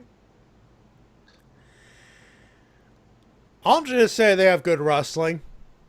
Oh, I didn't say they didn't. Good wrestling, good booking, and I look forward to watching them shows. All right, moving on. TV announcer on the best department. They're Mr. Mattis. I have an individual and a team. My individual is Corey Graves because he's fucking brilliant. And my team is Kevin Kelly and Rocky Romero. They were excellent during the Best of the Super Juniors, and they've been excellent on the G1. Yeah, G1 Climax, I will not deny it. They are great on commentary. I will throw it to T-Dub. I'm going to give it to Michael Cole. What? He is clearly the greatest announcer in all of sports entertainment. Oh my! I'm just waiting for the swerve in 3. Yeah, I'm waiting for the 2. This is too obvious even for you, dear T-Dub. What are you talking about? He is the greatest announcer. He knows how to call all of the important spots. Seriously, we can see the smile from here. He does all of the best jokes. Wait. It's locked in, Matty. That's his pick. He has to live with it. Moving on. What's your pick? I refuse to believe that's his fucking pick. No, that's his pick. Quickly. Before instant replay is called. Say your pick. No, because here's the thing. You want him to get Dave. I'm like, I need him alive for a couple of weeks from now. Oh, there's nothing. If you want my real opinion, the greatest TV announcer is Byron Saxton. God damn it. T-Dub! Dave! Stop, quit fucking around, alright? Fine. Kevin Kelly. You bitch! See, was it that fucking hard? Excruciating. Damn it. We almost had it on record that T-Dub loves Michael Cole. We were this fucking close. Yeah, you say that, and then the minutes Michael Cole starts fucking up, he starts fucking up again. We have it on record that he said it. Yeah. What, do you not remember the last time I had somebody on record Dude, saying... out of context things are the best. Yeah, we keep running with the Ava Marie button. Believe me, when we are done, I will find this clip at 1:37:12, by the way, and I will keep this button, and the minute Michael Cole stops fucking up, we will lord this over his head. But Michael Cole's the greatest announcer in sports entertainment. I'm just saying, can I have a copy of this button? Why? I will. Michael Cole's the greatest announcer in all of sports entertainment. You say that 2 months later, he fucks up, he kills the world, and then you're gonna be in so much deep shit, bud. Yeah. Also, Jinder Mahal should be the one who beats AJ Styles for the WWE title and holds it for 300 days. So, Matty, what was your pick? Yeah, my pick, I got a team. Don't get me wrong, Corey Graves is awesome. And he has continued to be awesome, but he is being dragged down by his cohorts on the Monday Night Raw program, unfortunately. Well, it's just fun to see him go through pain. Let's just admit that. The minute he starts yelling, "Shut up, coach," I will put him back on this list. Okay? The minute he starts saying that. However, I can on good conscience put him on the list, especially when better wrestling commentary has been provided by both Kevin Kelly and Don Callis. With special mention to Rocky Romero, by the way. Rocky Romero definitely deserves it, but as far as a two-man team, which all announce booths should be, by the fuck, Kevin Kelly's great on the call, especially with the Destino. He when he calls it Destino, he calls it like it's a soccer goal, which is a great reference to Naito's Lucha Libre influence. Very nice there. And Don Callis is just a good prick. He's a good heel commentary guy, but Lovely. At the same time, has good insight at some of those matches as well. Like he provides good insight. Again, going back to Minoru Suzuki's Gotch Pile Driver. Again, he's being analytical. He's trying to say, dude, don't just keep it on. You're killing him with that. You know. That's the thing. I will say this. The reason I put Kelly and Rocky Romero is the thing that sold it on me was the Sonata-Yano match. Oh, I don't fucking A, right. Damn right. Yeah, I know exactly what you're talking about. Kevin! Help! Milano! Get this thing off me! Sonata, for those who need context, Yano versus Sonata, G1 Climax. Yano, the story of the match was Yano trying to put on the Paradise Lock on Sonata unsuccessfully, and Sonata catches him outside, puts the thing on, and then of course Yano calls Rocky, help me, Rocky, and Rocky helps him because they're chaos. They are stablemates. Chaos. Yes. It happens again. The count's at 10. And Rocky tries again, and then Sonata catches him, puts him in a Paradise Lock, and Rocky just happens to be close enough that his headset can be reached to his head. Sonata, the genius that he is, puts the headset on him. Go God, Milano! Milano's the only one that has the key to gonna lock me. Lock me, Kevin! Kick me, Kevin! Get this damn thing off me! It is the best 3 minutes of this entire tournament. Fucking fight me. And it is on record that Kevin Kelly does have permission to do a running drop kick to Rocky Romero if he gets caught.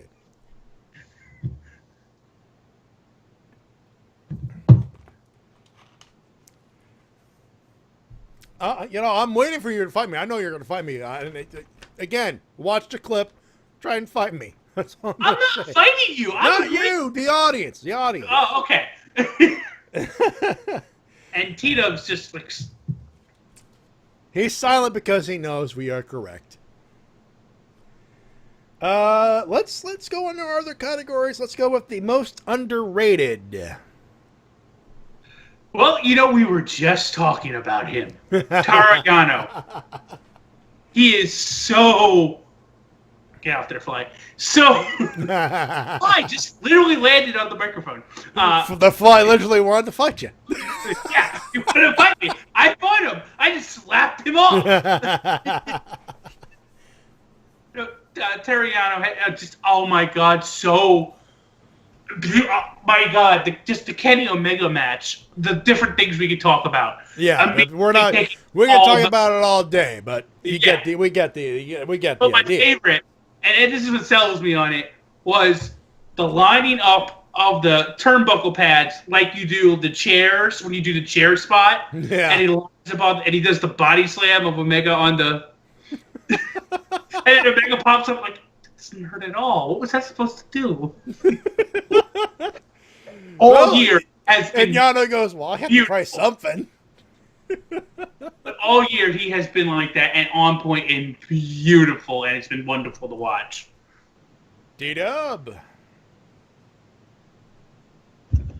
All right, for me, most underrated is Bad Luck Fale. Most people just see him as a big man, but when he needs to go, he can go. I could definitely agree with there are not very many men who could turn a two-word catchphrase into a very used button. Case in point, fuck him! Actually, I don't know if we could. Let's try it again. Fuck him! There we go. I tell you, every time we go on a rant on somebody, I just got to hit the Bad Luck Fale button, and they go, yeah, that makes sense. Works. Bad Luck Fale, saying fuck him, my new favorite thing. For me, I got two. Toru Yano, for all the reasons you brought up. For me, it's the Paradise Lock spot myself. Yep. But again, we're not getting semantics. But the first one I put in there was Jay White. Switchblade Jay White. He has earned that heat. And that's exactly why. There are people who will. There's another person who has earned Heel of the Year so far.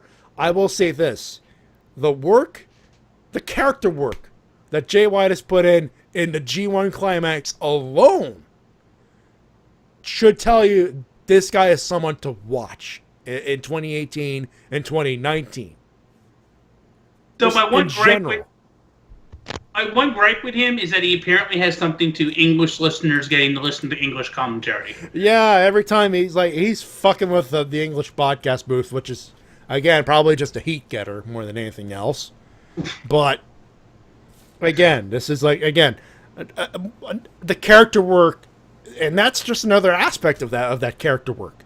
Oh yeah, I agree with you. But so again, it's like I couldn't find another spot because I'm like, oh, God damn it, he's so work, and I want to say he's good on my list of good things. So that's literally the. I would say this: I put him in most improved because when he had the match with Tanahashi at Wrestle Kingdom, it did not feel like he deserved to be in that spot. Yeah. Now earned to be in that spot. That's why he's underrated. But most improved, speaking of, you could actually say that. You could actually say most improved now. Well, you remember when I said we were going to have fighting words about 5 minutes ago? Lana? Yeah. Did you not see that? Did you not see that Money in the Bank women's ladder match? I did. In fairness, I did. She had as many good bumps and spots as anybody else in that match, to be fair. All I'm saying is that in a one-on-one situation, she's not the greatest. Understandable, but she has so improved from what she was. And she can at least do a good match. I mean, look at her match recently with Zelina Vega. Zelina Vega. Zelina Vega, thank you. And again, in fairness, it's like it's so far, and I have not seen her match against Zelina Vega, but I've been told it's okay. So, Again, it's one of those. I'm like, still, it's process of elimination though. Like, cause you're still in a roster of good wrestlers, and Carmella's slightly better. So again, and Alicia Fox is good enough that the matches on TV, it's like, oh, good enough. You know, she's not on there all the time. I'm not happy by saying that. I realize that, but god damn it, it's all King Ross Stradell is already busting his balls, man. Moving on to my pick, who is, of course, Impact Wrestling Knockout Rebel. Ooh, okay. I can see that. Yeah, I can see that. She previously had one of the worst matches of the year, but now she has improved to being a very competent wrestler. That's a marked improvement. I'm not going to argue it. For me, Juice Robinson. When WWE wants you back, you know you're yeah. Some of in ring alone, the in ring matches, the matches he's had, the selling, the fact that he can't use his left hand, which is his setup which is his normal setup. That to me is either he's working through an injury and then what. You know what? I could use this to help improve myself, my skills. Marked improvement. And then the promos.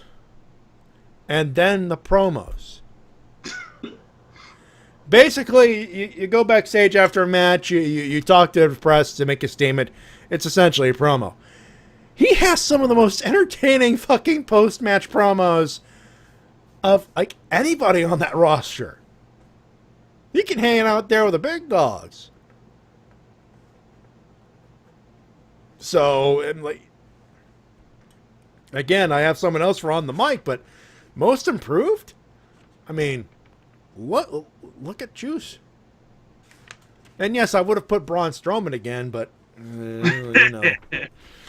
But, Matty, before we move on, there is one category we did discuss wanting to add. Yeah, we forgot to mention. Mattis wanted us to add the best botch because, well... It gives us a moment to talk about Titus O'Neil. Look, the guy's been through enough, and if we did put best watch, he would have won the fucker like by a landslide. It's still beautiful to watch. I watched it right before we started the show. Ladies and gentlemen, the moment Corey Graves broke on worldwide television. And the thing that's funny about it is, according to the story, Daniel Bryan was the first one he goes after, and he legitimately went railed into Daniel Bryan, and Daniel was like, "What the fuck did I do?" What the fuck did I do? He starts to wind up. He sees the replay. I was like, I am going to let him vent. I am going to back to the selling of the fact that Roderick Strong killed my chest. Which, by the way, if we had best single performance in a long match, that Daniel Bryan would be my pick for that. Easily. I will not deny you that one, at least. Best wrestling show. One that has improved so much, and honestly, every week it has great wrestling on it. 205 Live. D-Dub? I'm going to go with Impact Wrestling. Two very good programs right there. And Impact, to be fair, has improved. Like, I haven't watched it as regularly as T-Dub does, but I will catch one every once in a while. If there's a match or something that catches my eye, for the most part, T-Dub tells me, I will check that out. I will say that a majority of its improvement has come from the addition of Lucha Underground wrestlers onto it. Don Callis' and Scott D'Amore's open door policy has paid dividends for them. Yeah. By the way, apparently the person who got Don Callis the job was Chris Jericho. Fucking A. Because the person the head honcho at Anthem, remember those fuckers. They went to Chris Jericho. They were friends with Jericho. Jericho said either get someone to run it good or fold it. They decided, well, who do you think will run it? Don Callis. Okay, we'll call this Don Callis fellow. Also, according to Mr. Dave Meltzer, Chris Jericho's whole "I don't want to work in the USA outside of WWE" thing is becoming less and less of a thing. Because he knows where the money is, like Mr. Cody Runnels over there, with Mr. All In there. Maybe. To be fair, Impact is now in Canada, so he wouldn't technically be in the U.S. I believe when it comes to America, I believe Mr. Jericho said North America. To be fair. But could you imagine if Chris Jericho made a run in during All In? I wouldn't be surprised. We have to recheck, but is Naito booked for All In? Not entirely sure, but there's also the plug for the Rock and Wrestling cruise. There's that.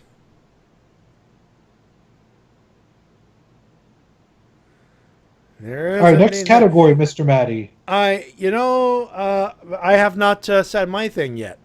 Yeah. Oh, sorry. No, you guys have good picks. I gotta go with one that keeps me entertained and laughing all the time. And it must be mentioned, thanks for being the elite. The elite. Oh. What, controversial? Really? I'm gonna get resistance for. It's a wrestling show. It's just when you say wrestling show, I don't think of sort of. It's more like a variety. It's like an offshoot. What has been more quotable in the last year? What has been one of the primary sources of advertisement for the show that we just talked about just a few seconds ago? I'm not saying what has been ways to promote storylines and heighten storyline tension in wrestling. What is the idea of a free television show? Is to hype up, to get the drama, so you could watch, so you could pay the $10, so you could watch a television show. Raw can't do it in 3 hours. Impact is getting their shit together, and they're still doing. Lucha Underground is just week by week television. It's still great television. And like, what's more effective to get you to go? Ooh, I think I will buy All In tickets. What was the primary way that they've plugged that show? Being the elite. I'm not saying you're wrong that it's good. It's just, it's not what I think people would typically think when they think of. But here's the thing. This is 2018. All right, moving on. Yeah. And T-Dub, obviously you're not going to disagree with me here. Why? Don't care. Let's move on. Yeah, he wants to go to bed. I could tell. Best feud. There's only one. Johnny Gargano versus Tommaso Ciampa. I don't see how can anything else. T-Dub? I see your Johnny Garlic versus Chompers feud, and I raise you Cody versus Kenny.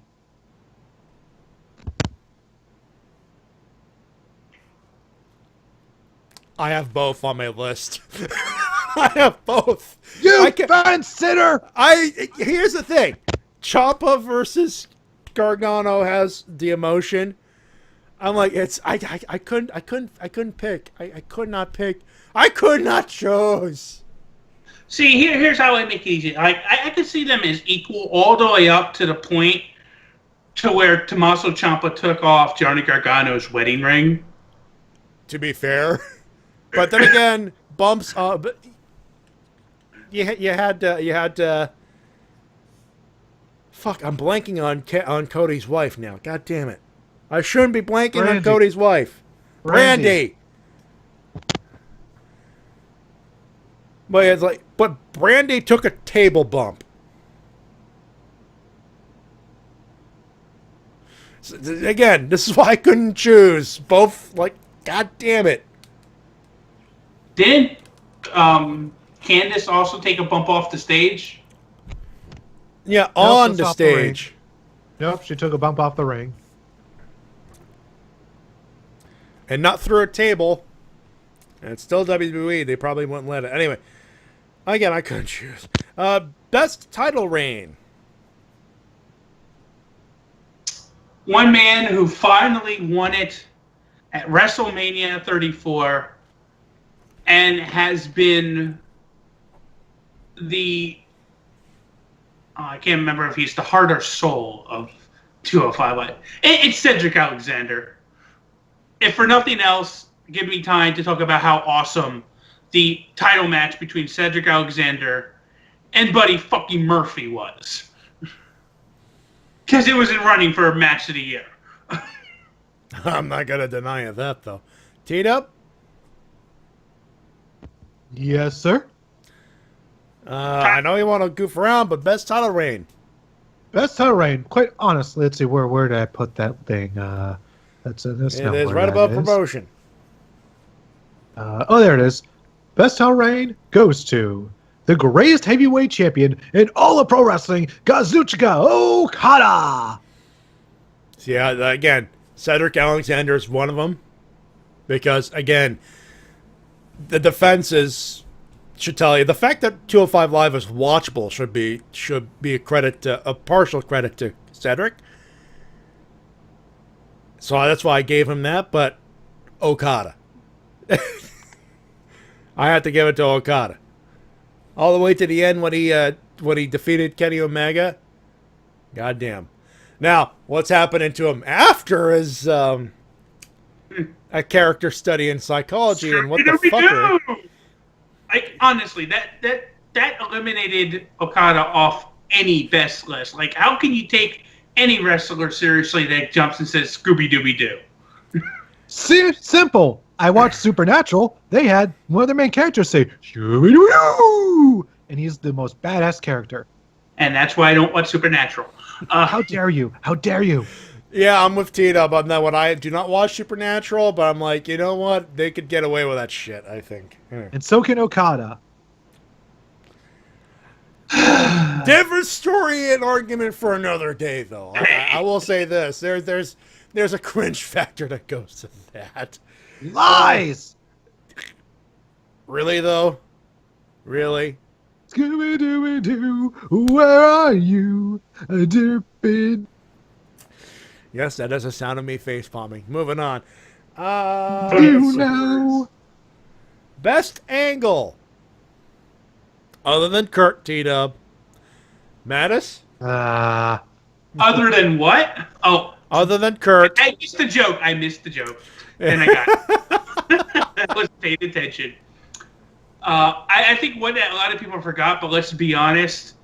Week after week on Raw and the leading up to WrestleMania 34, literally it was done through mostly promos and through one man. And it kept us like, would it happen? I'm, of course, talking about John Cena challenging The Undertaker. I mean, it's a weird one. And that fucking pop. I mean... But literally, week after week through promos, John Cena had the crowd in the palm of his hands. Like, getting loud every week at the end of Raw. And it all built up to him actually... The fact that he actually sat in the crowd for WrestleMania 34 until the referee came down. And the memes that then popped up from John Cena breaking the 40-yard dash record. T-Dub. Match. I'm a T-Dub. judge. And I said that was the perfect match. Considering what Undertaker could probably do. Yeah. All things considered in 2018. Moving on, T-Dub. The best angle is the Bullet Club Civil War. Yeah. The only reason I did not put that in there is I'm like, I want to see where it goes before I put it in there. Because now we're in part 2. OGs versus the Elite. And it's just starting. But it's, and I will not argue with my cohort from Virginia there. I will, however, say There is something from Lucha Underground in here. And I look forward to see where this is going. The mountain of deaths that are happening in Lucha Underground? Well, one of the causes of it, I will say this, one of the causes from Season 4's death count, to quote Antonio Cueto, sacrifice to the gods. Basically, Matanza Cueto said, fuck my soul, breaks it, goes, okay, we're a human, so I could pile drive and kill and maim. And you say sacrifice to the gods, I would pile drive a man through a pizza. He doesn't do power drivers. He does the Gift of the Gods power slam. But you get the idea here. I'm trying, he'll slam someone through pizza, okay? I'm just looking forward to it because the idea now is you're building up this monster again. What happens when the sacrifice goes awry and shock of shocks, the guy you try to sacrifice decides, no, I will not lose to Matanza Cueto. I will win. I will not be sacrificed. I will not be jobber fodder. What happens then? Ooh, ah. And I again, the way they set it up, it just... Matanza gets sacrificed and Jeff Cobb can finally come to WWE. Don't say that. Jeff Cobb is good. They do not... WWE does not deserve Jeff Cobb. Well, on a totally unrelated note, by the way, Jeff Cobb is coming to Fighting Back this year, and I will be going to it, which is one of the reasons why there will not be a Wrestle-Cast SummerSlam review the week after I come back from Morphicon, because it's on a Friday. It's charity, and it's Jeff Cobb live and in person. You're not stopping me from going to see Jeff Cobb live and in person ringside, okay? T-Dub is not gonna stop me either. I am nodding and praying that we go forward. Best promo of the year. This one should be interesting. I have a tie. All right. It's the series of promos that John Cena did to challenge The Undertaker week for week on Raw. I'm not going to argue that part. You're not going to argue that point? Good. No, I'm not. It was strange, as it was weird, but when you see it all played out context-wise, okay, I see the story where it was a risk. I think we were rewarded for that risk. Fair enough. But the other one is the promo where Velveteen Dream challenges Ricochet to a match at NXT Chicago, and the response from Ricochet. Show me. After a dive out of the ring. After he flips out of the ring, it makes Velveteen Dream drop his mic in shock. By the way, we're talking about memes being created. Yeah.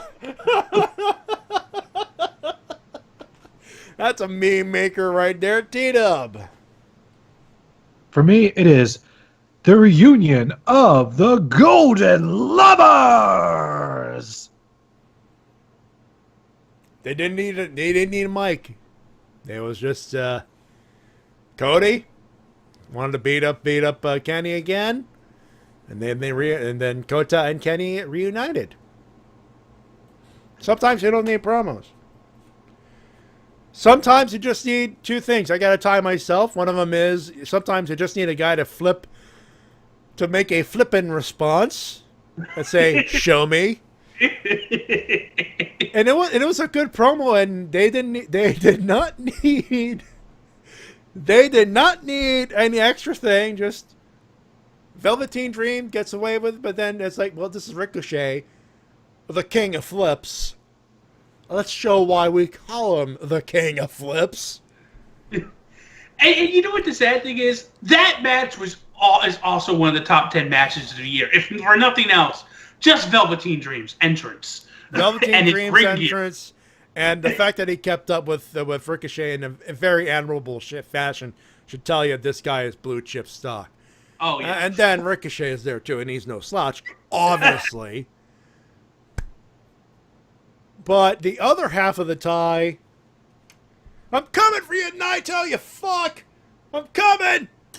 Tosses chairs. Ah! I'm gonna fuck up Naito! I'm gonna take his belt! Chris Jericho after that shot, you heard the clip when he beats up and then he starts leaving. I'm coming for you, Naito, you fuck! Just the fact that Chris Jericho is so pissed off he's using swear words in public. See, I would have thought the Jericho one you would have picked was like the one right before the week right before the match where he was like in a hotel room. Oh God! It's like, you know what I'm talking about? Best of Super Juniors, yeah. I thought you would have picked that one. and well, Naito had a pretty damn good response. No, I think just the fact that what was overplayed more is like the fact that he was tossing chairs and saying, "I'm coming for you, Naito, you fuck." He's tossing chairs. He's swearing up a storm. Young Lions trying to just get him to the taxi without fucking up more of the building than necessary in Osaka. I don't know. No, Fukuoka. Sorry. But again, the point here being just, again, Jericho throwing shit around saying, Naito, you fuck.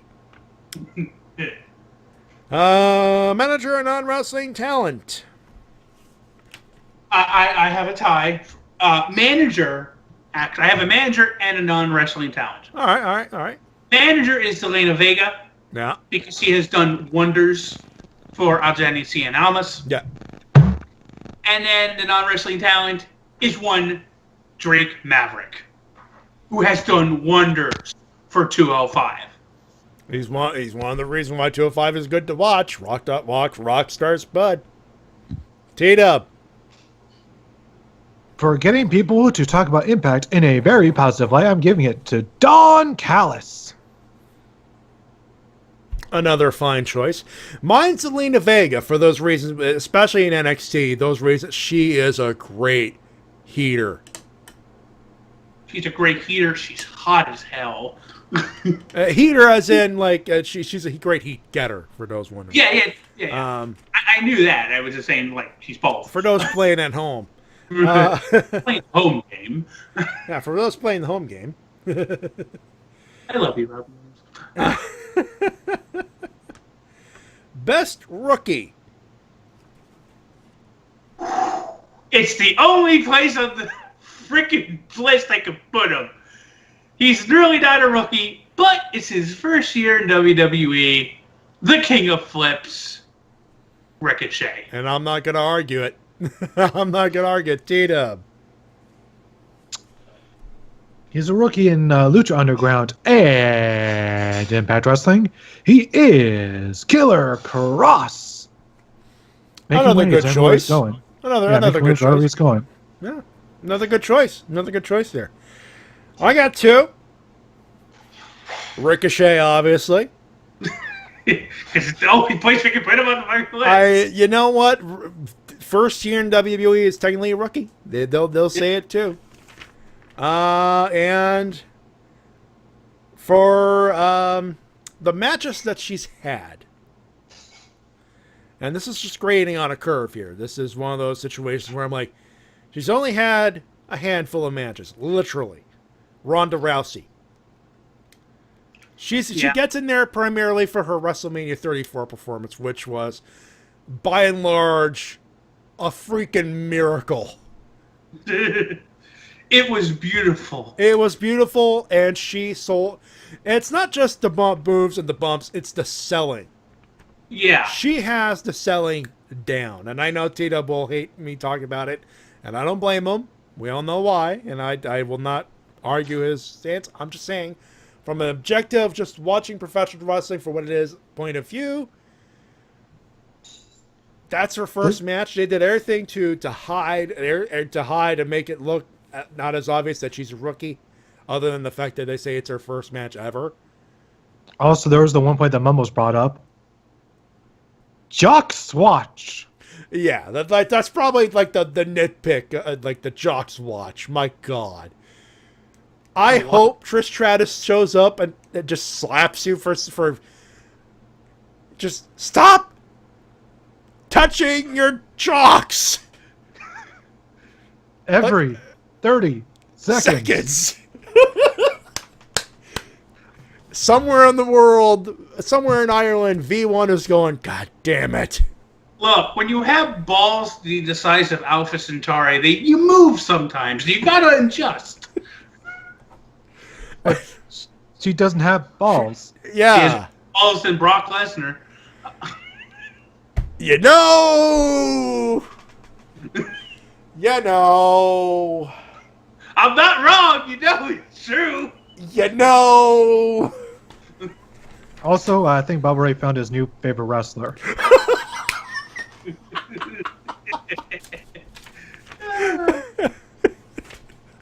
Oh God, she's got balls the size of Alpha Centauri and Mike Shell, and you can't teach that. Why? Why would you quote consensual penis around here? Because it's Mike Shell. But by the way, why did you bring up my Jewish name? Why would you choose that as your Jewish name? Why? Because I am a consensual penis. Oh, fuck's sake. Well, I guess why? By the way, Mike. Mike. You get a pass. This is the moment I broke T-Dub. No. Just put him out more for a couple of minutes. Let's see. Next up, how about Faction? I have a tie because they're awesome and they're the most popular group around the world, Los Ingobernables de Japón. But also, I have to give credit to the Undisputed Era. Adam Cole, bye. T-Dub? I'm going to have to partially agree with Mattis and give it to Los Ingobernables de Japón. I will not disagree with the TWK. Once again, D Elite. Bullet Club Elite, that is. Again, so goddamn popular that they'll get a freaking YouTube channel and plug the fuck out of a show that's not going to be on pay-per-view through a couple of apps and Fight TV and T-Dub. I'm going to watch the shit out of that pay-per-view. Maybe. Don't you maybe. Do you have WGN America? Unfortunately, no. That's like the one thing. I will not be able to watch. I do not believe I'll have the ability to watch the over-the-budget Battle Royale. Which is kind of I have a feeling that's where Flip is going to come in. He's going to come in as a mystery entrant. I bet he's going to be a mystery opponent in the Rumble and win it, and he's going to go on. No, not the Rumble. Not the Rumble. Don't call it the Rumble. It's the over-the-budget Battle Royale. Yeah, he's going to enter. He's going to enter. He's going to be in a mask as just some random gimmick. He's going to be there as El Flippo. He's going to show up as the Chicago Kid, Miz style. Oh, the Calgary Kid. Remember that shit? Oh, geez. Yeah. And then when he faces Jay Lethal is going to treat him just like he's a joke. And then all of a sudden, small package. 1, 2, 3. Oh. Better yet, he can enter it as CM Monk and just defeat everybody by suing them. Oh, no. Did you have to really bring that up? No. We will not talk about the fact that Colt Cabana is suing CM Punk for lawsuit damages and proving in some capacity that CM Punk is a dick again. Please don't. Let's move on. He's still the best in the world at being a dick. Moving on. I'm sorry, but I'm like, when you promise, it just seems to me when you promise you'll help someone and then you say you're not, and then you say, psych, asshole, you're on your own.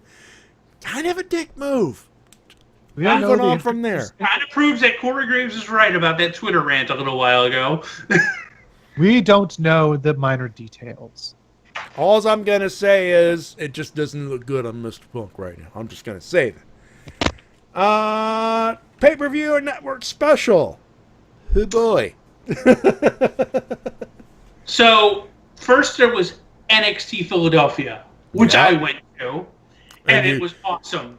And I said, there's no way they're going to top this. Take over New Orleans. Hold my beer. Hold my beer. Yeah. And that was fucking awesome. And I said, there's no way they can top this. Then NXT Chicago said, hold both my beers. NXT Chicago, absolutely phenomenal. Amazing. There was not a match that was under 4 stars. And there were several that were 5 stars for me. So, NXT Chicago. All right, that's fair enough. T-Dub. Maybe it was the red hot crowd. Maybe it was the star-studded card. Maybe it was the fact that I was there live. Nevertheless, I'm giving it to Vanguard Championship Wrestling's Liberty Lottery 2018. And I'm not going to argue it either because we need to support some independent professional wrestling. I got a few.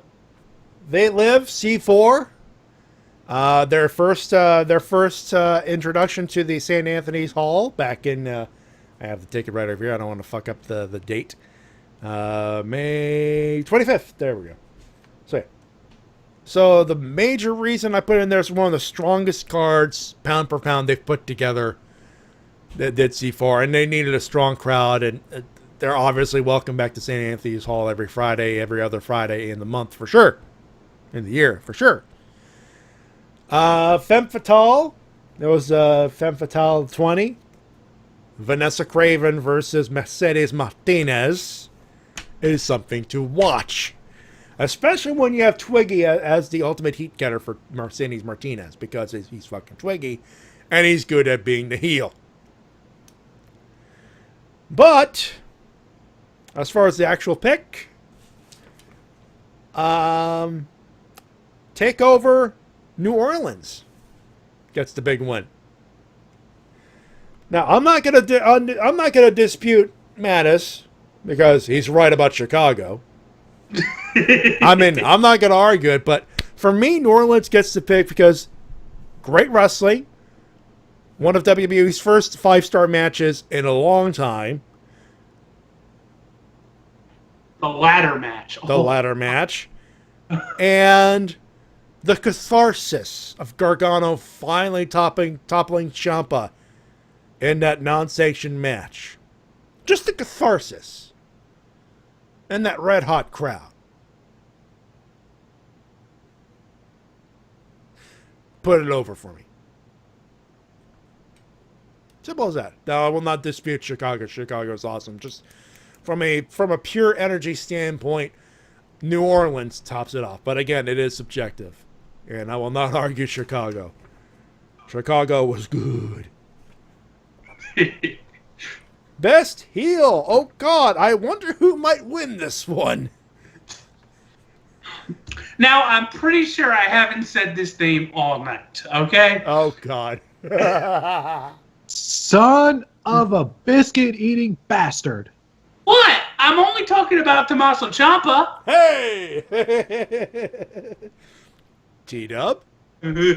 For me, the best heel of the year is the man that gives no fucks about who he beats up. And that man is Minoru Suzuki. I was honestly expecting a sweep here, but that's not a bad pick, though. That's a great pick. But I had Tommaso Ciampa. When you need no theme song, just a graphic appears on the Tron, and you pop out with that smile going, I own you bitches. Boo! Tommaso Ciampa. When you have such a black heart that you steal a man's wedding ring off his finger and throw it into the crowd. Yeah, you earned your heel heat. Yeah. Like, there's no music, so I can literally, every time I watch it on demand, like he comes in, I literally put in Psycho Killer. Because, God damn it, that song still matches. And yet, we're going to see if they can top all of that in a last man standing match for the title in Brooklyn. I'm like, I feel bad for Aleister Black. honestly, because he's earned the main event spot, and that was obviously going to be the main event, and he hasn't been in an actual NXT main event for TakeOver. I really honestly do, but god damn it, last man I wanted a steel cage, I wanted Hell in a Cell, but last man standing, okay. Fair enough. You got my attention. Fucking A. Like, no joke. We're Easy and I we're going to Power Morphicon. We've discussed this before at the beginning of the show, and we're thinking like one of the things is that they're doing a Power Morphicon prom. Basically, like there's no dress code, but you're encouraged to bring your Sunday best, so to speak. So, like, we're thinking if it's not as hot as we'd like to think, we're thinking of blowing the joint early or just have like a bunch of us wrestling fans just watch TakeOver. Like, most of the problem will probably be like a corner, like a bunch of dudes with like internet connection going, boo, Ciampa. Oh, God. Gargano. Johnny Wrestling. By the way, I just want to say I have no expectation of NXT Chicago being best pay-per-view or network special come the end of the year review, because when you look at the Brooklyn card, they're saying hold all 3 of my beers. Yeah, they're holding no, fuck that. They're going hold my 6-pack at this point. Because so anyway, so best face of the year. I have a tie. All right. One is Johnny Gargano, obviously, because not surprising. Yeah. Who is the other guy? That's why the best feud is Ciampa versus Gargano. You have the best face, best heel. But the other one is a guy who's literally, he was on a couple years ago, was on the edge of retirement, or thinking about retiring, but kept on, and is now one of the top faces of 205 Live. That's Mustafa Ali. All right, awesome. Good pick, T-Dub. Best babyface to me is somebody who became the top face of the top promotion of the world, and that is none other than the best bout machine, Kenny Omega. Good pick. Also, Mike, don't stop fishing for Dave's. He's calling our truth. I'm like, what the fuck are you talking about? Anyway. For me, Johnny Gargano. He had that wonderful match where he beat Carmella to win a shot, win the WWF's Women Tag Team Championship. And then next week he's going to pin Carmella to go after the NWA Junior Heavyweight Championship. Yeah. You know?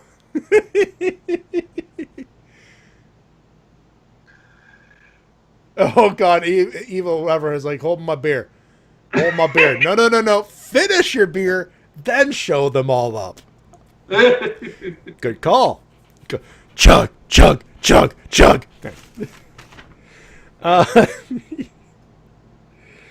Where was I? Was it my turn or is it? No, I said Johnny Gargano. Okay. Where are we here? We are, we're close to it. We may as well talk about match of the year. May as well, huh? Not like we haven't said their name at all in this list. Johnny Gargano versus Tommaso Ciampa at NXT Chicago. You say Chicago? All right, fair enough. T-Dub? Well, and I just have to say, again, ultimately, I keep going back to it. That ring, that one spot, yeah. Taking the wedding wing. But then the repeat after that, where Johnny Gargano has knocked him off into the announcing stuff or the backstage stuff. Yeah. And he's looking down, and he looks at his ring, and he realizes, my wedding ring is gone. And that whole spot that led up to the end of the match. All right. T-Dub. My match of the year, and it probably will be at the end of the year, it is the IWGP Heavyweight title. Kazuchika Okada defending against Kenny Omega in a 2 out of 3 falls, no time limit match. Another excellent choice. For me, it is Gargano versus Ciampa takeover New Orleans. Going back to that catharsis. Just like that no holds barred, and then just the idea of, the idea that the stakes, the buildup was just right, the crowd was just right, the match was excellent. And the catharsis of Gargano finally winning. And, of course, that ending where, Gargano about to throw that crotch up, and then they both do that callback to the Cruiserweight Classic. Yeah. I had chills. And just that thought. Like, I rewatched that the other day. One of the few matches I actually was able to rewatch.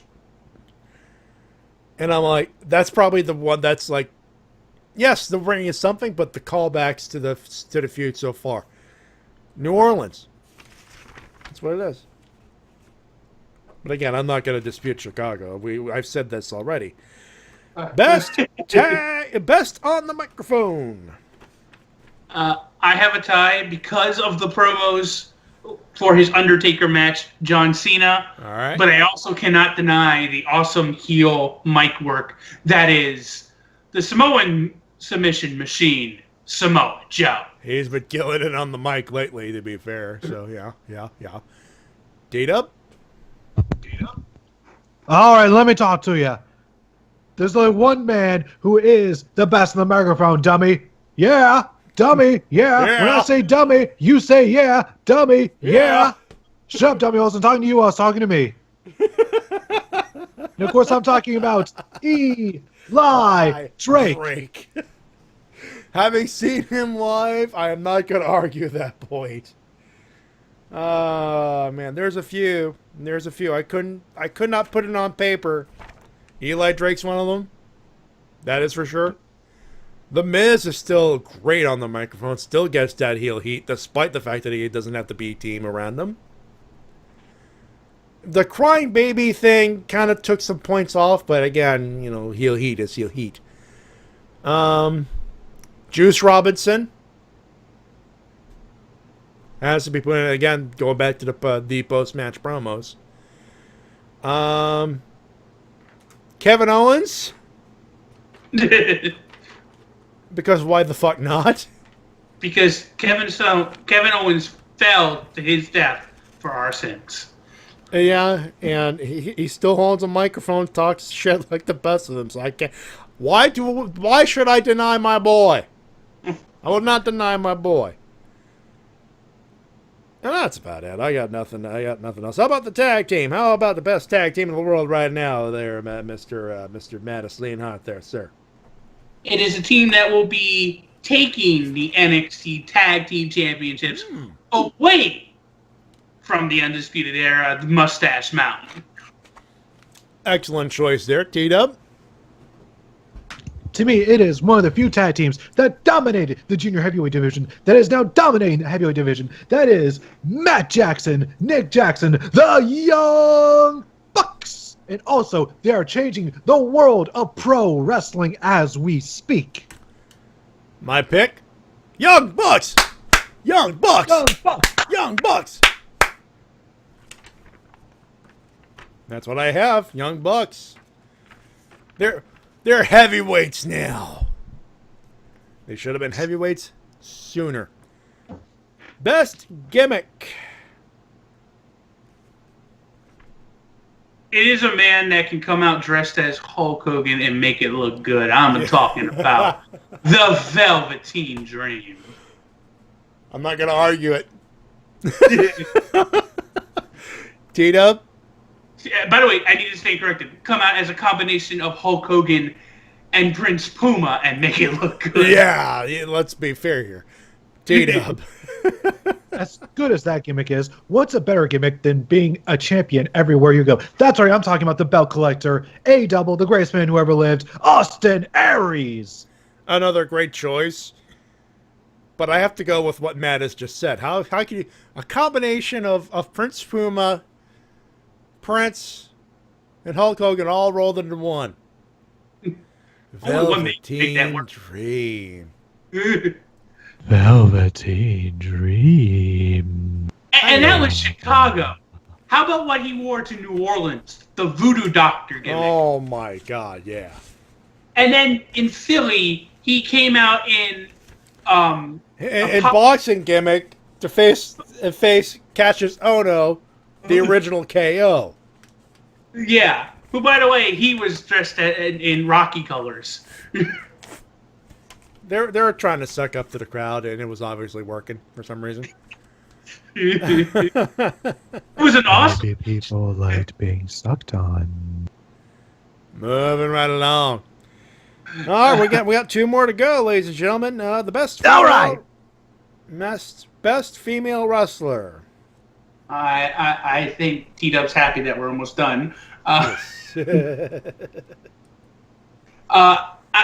know some people had her on the worst list, and that we came to the conclusion that she's been screwed over in recent matches. But I think her collective body of work with winning the first ever Women's Royal Rumble, having a 5-star classic with Charlotte at WrestleMania, she's just been too good for more of the year than not being good. So I gave it to Asuka. But I came this close to giving it to Shayna Baszler.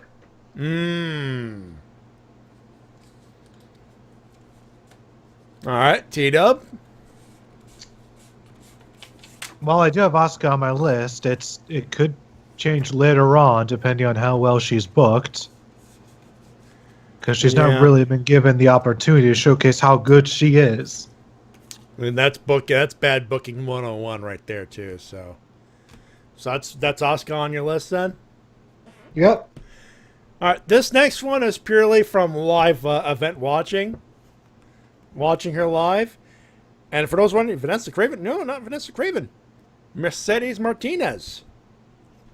Good choice. I mean, I'm like, I could have picked anyone from the WB roster, but there's nothing other than Asuka in the first, like right before and up until WrestleMania 34. And I wouldn't have argued it, but here's the thing: after WrestleMania, it's just been downhill. Bayley versus Asuka is kind of an up. Bayley and Sasha Banks are kind of an upturn as a tag team, but unless like there's a strong end game that include tag team championship gold, it's just a filler feud, Alexa Bliss is a great heel, nothing more. Carmella is showing some strength as a heel, but again, not enough substance to call for it. Nia Jax just fucked over. Asuka was fucked over. Shayna Baszler is great, but she needs quality opposition. She's gonna get it eventually. Yeah. But right now, they're building up as like this unstoppable force as NXT Women's Champion. That will take time, obviously. So she needs more quality opposition for me to go, okay, she's that good. Get it at NXT Brooklyn when she faces Kairi Sane. It's going to be fucking amazing. Don't get me wrong. But as of right now, it's missing a couple of things, I think is what I'm trying to say. Yeah. But y'all get the idea here. Mercedes Martinez, I've only seen only a few matches. I was unable to catch matches on a legal fashion. But having seen her match against Vanessa Craven live, again, Femme Fatale 20, she's great. She has great heel heat. She knows how to work in the ring. She's awesome at it. You're going to love her in the Mae Young Classic. She's going to be amazing. She was awesome last year. She's going to be even greater this year.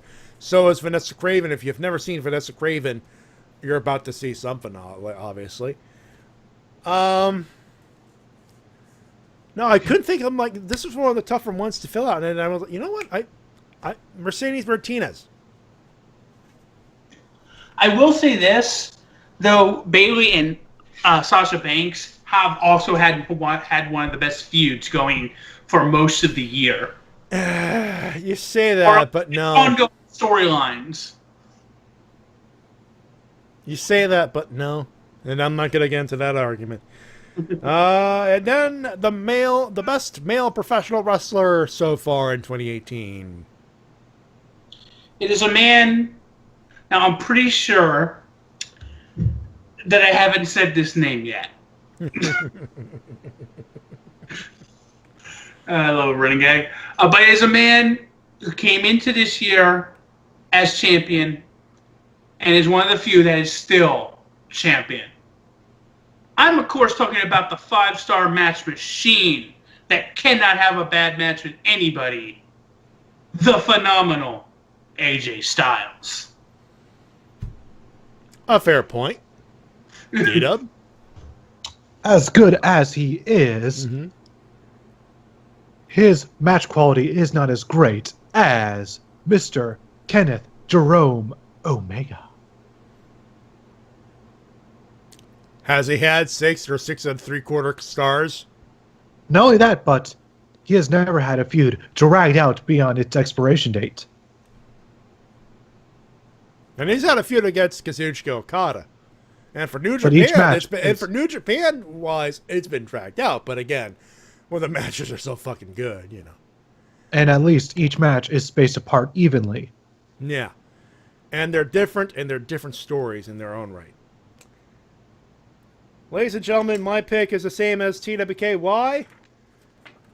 Because he is the IWGP and true heavyweight champion of the world, Kenny Omega.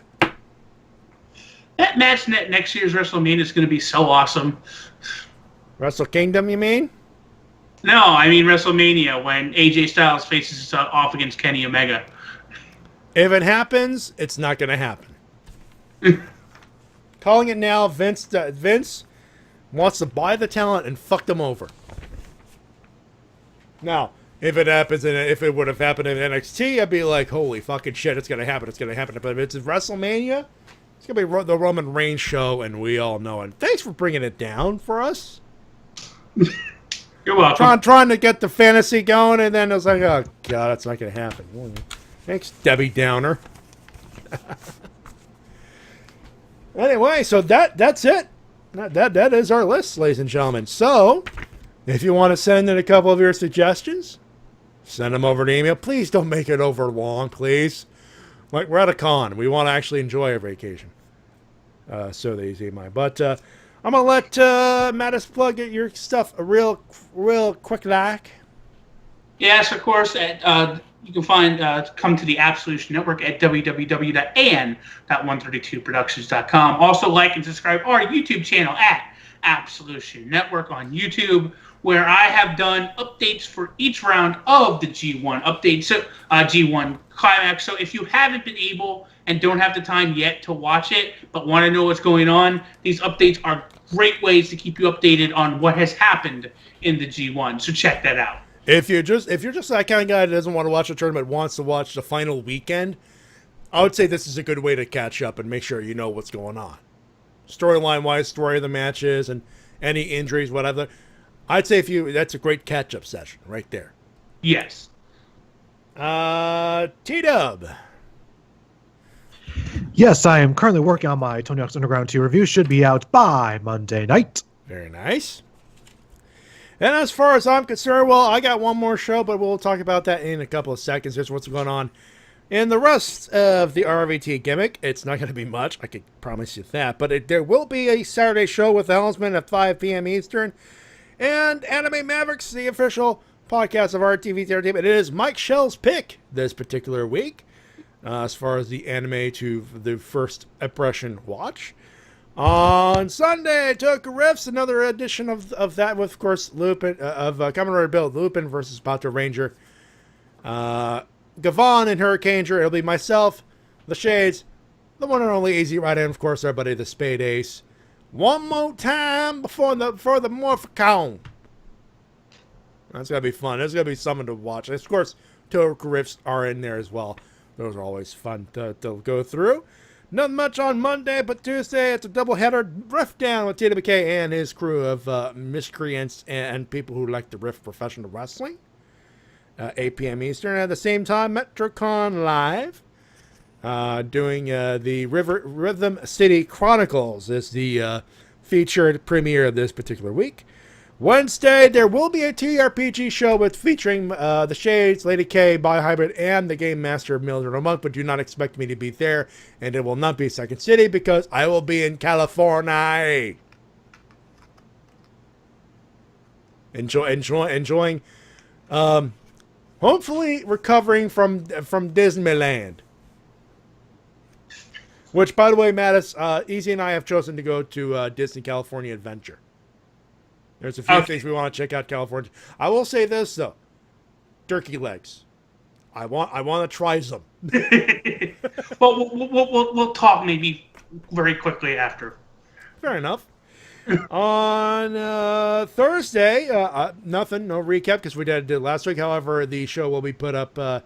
Sure enough, if you're listening live, it will be put up at the same time as this particular show is as well on Saturday. We riffed Power Rangers SPD, episode 19, Dismissed, with special guest Spade Ace. And we talked about all of the Power Morphicon news. You want to know how many guests, by the way, that have been confirmed for Power Morphicon? 143. 143. Not kidding. 143 isn't enough. I need 145. You know what? We're only a couple, about a week away. I wouldn't be surprised if there's a couple more in there. Thursday, though, there will be a RV Talks with the Shades and whoever decides to join it. I may or may not join. It depends on what we're doing at that particular time because we are on vacation. And Friday, the Wrestle-Cast will not be live on Twitch.tv. However, it will be recorded live to tape because I'm bringing the laptop and the webcam that I have along with me. Do not expect high-quality audio. I'm just going to say it right now. But it'll be myself and Easy Rider, and we will be previewing SummerSlam weekend, which features TakeOver Brooklyn. Oh, fuck yes. And SummerSlam, oh shit. So that'll be fun. And we'll be reading your emails as always and all that good stuff. Expect it as soon as we're able to upload it. So probably around, we'll probably be recording that probably Friday night or Thursday night, more than likely. So it will be up as soon as we can possibly put it up. We will, of course, advertise. Of course, T-Dub will put it up. We'll keep an eye on it so we can put it on the official @RVT official Twitter feed for you. And of course, subscribe to RVT's YouTube for that as well. We always put that up. All that good stuff. Of course, if you're on Twitch, don't forget to follow us. And of course, subscribe for the official emotes. And it supports this show. So you totally should be doing that.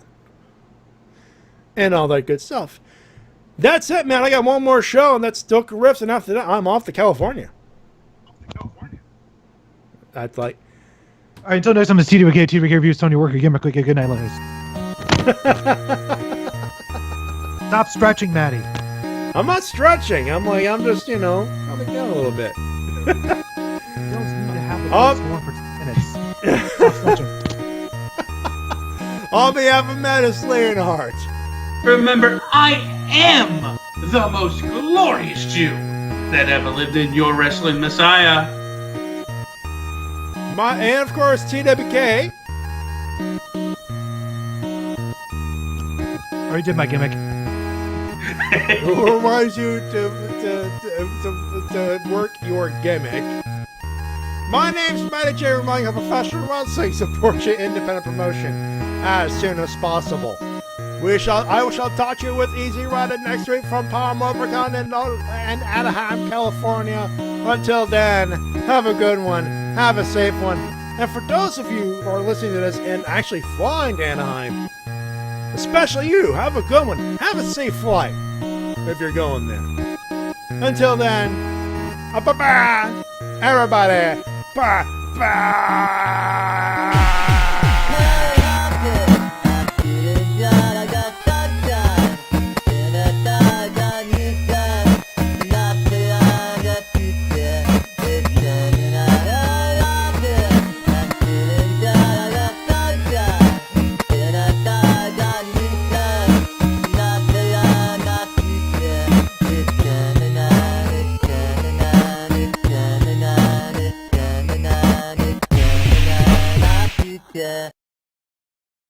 In the unlikely event, this is a very suspect phrase.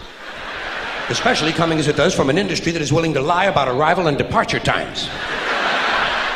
In the unlikely event of a sudden change in cabin pressure. Roof flies off. An oxygen mask will drop down in front of you. Place the mask over your face and breathe normally. Well, I have no problem with that. I always breathe normally when I'm in a 600-mile-an-hour uncontrolled vertical dive. I also shit normally. Right in my pants!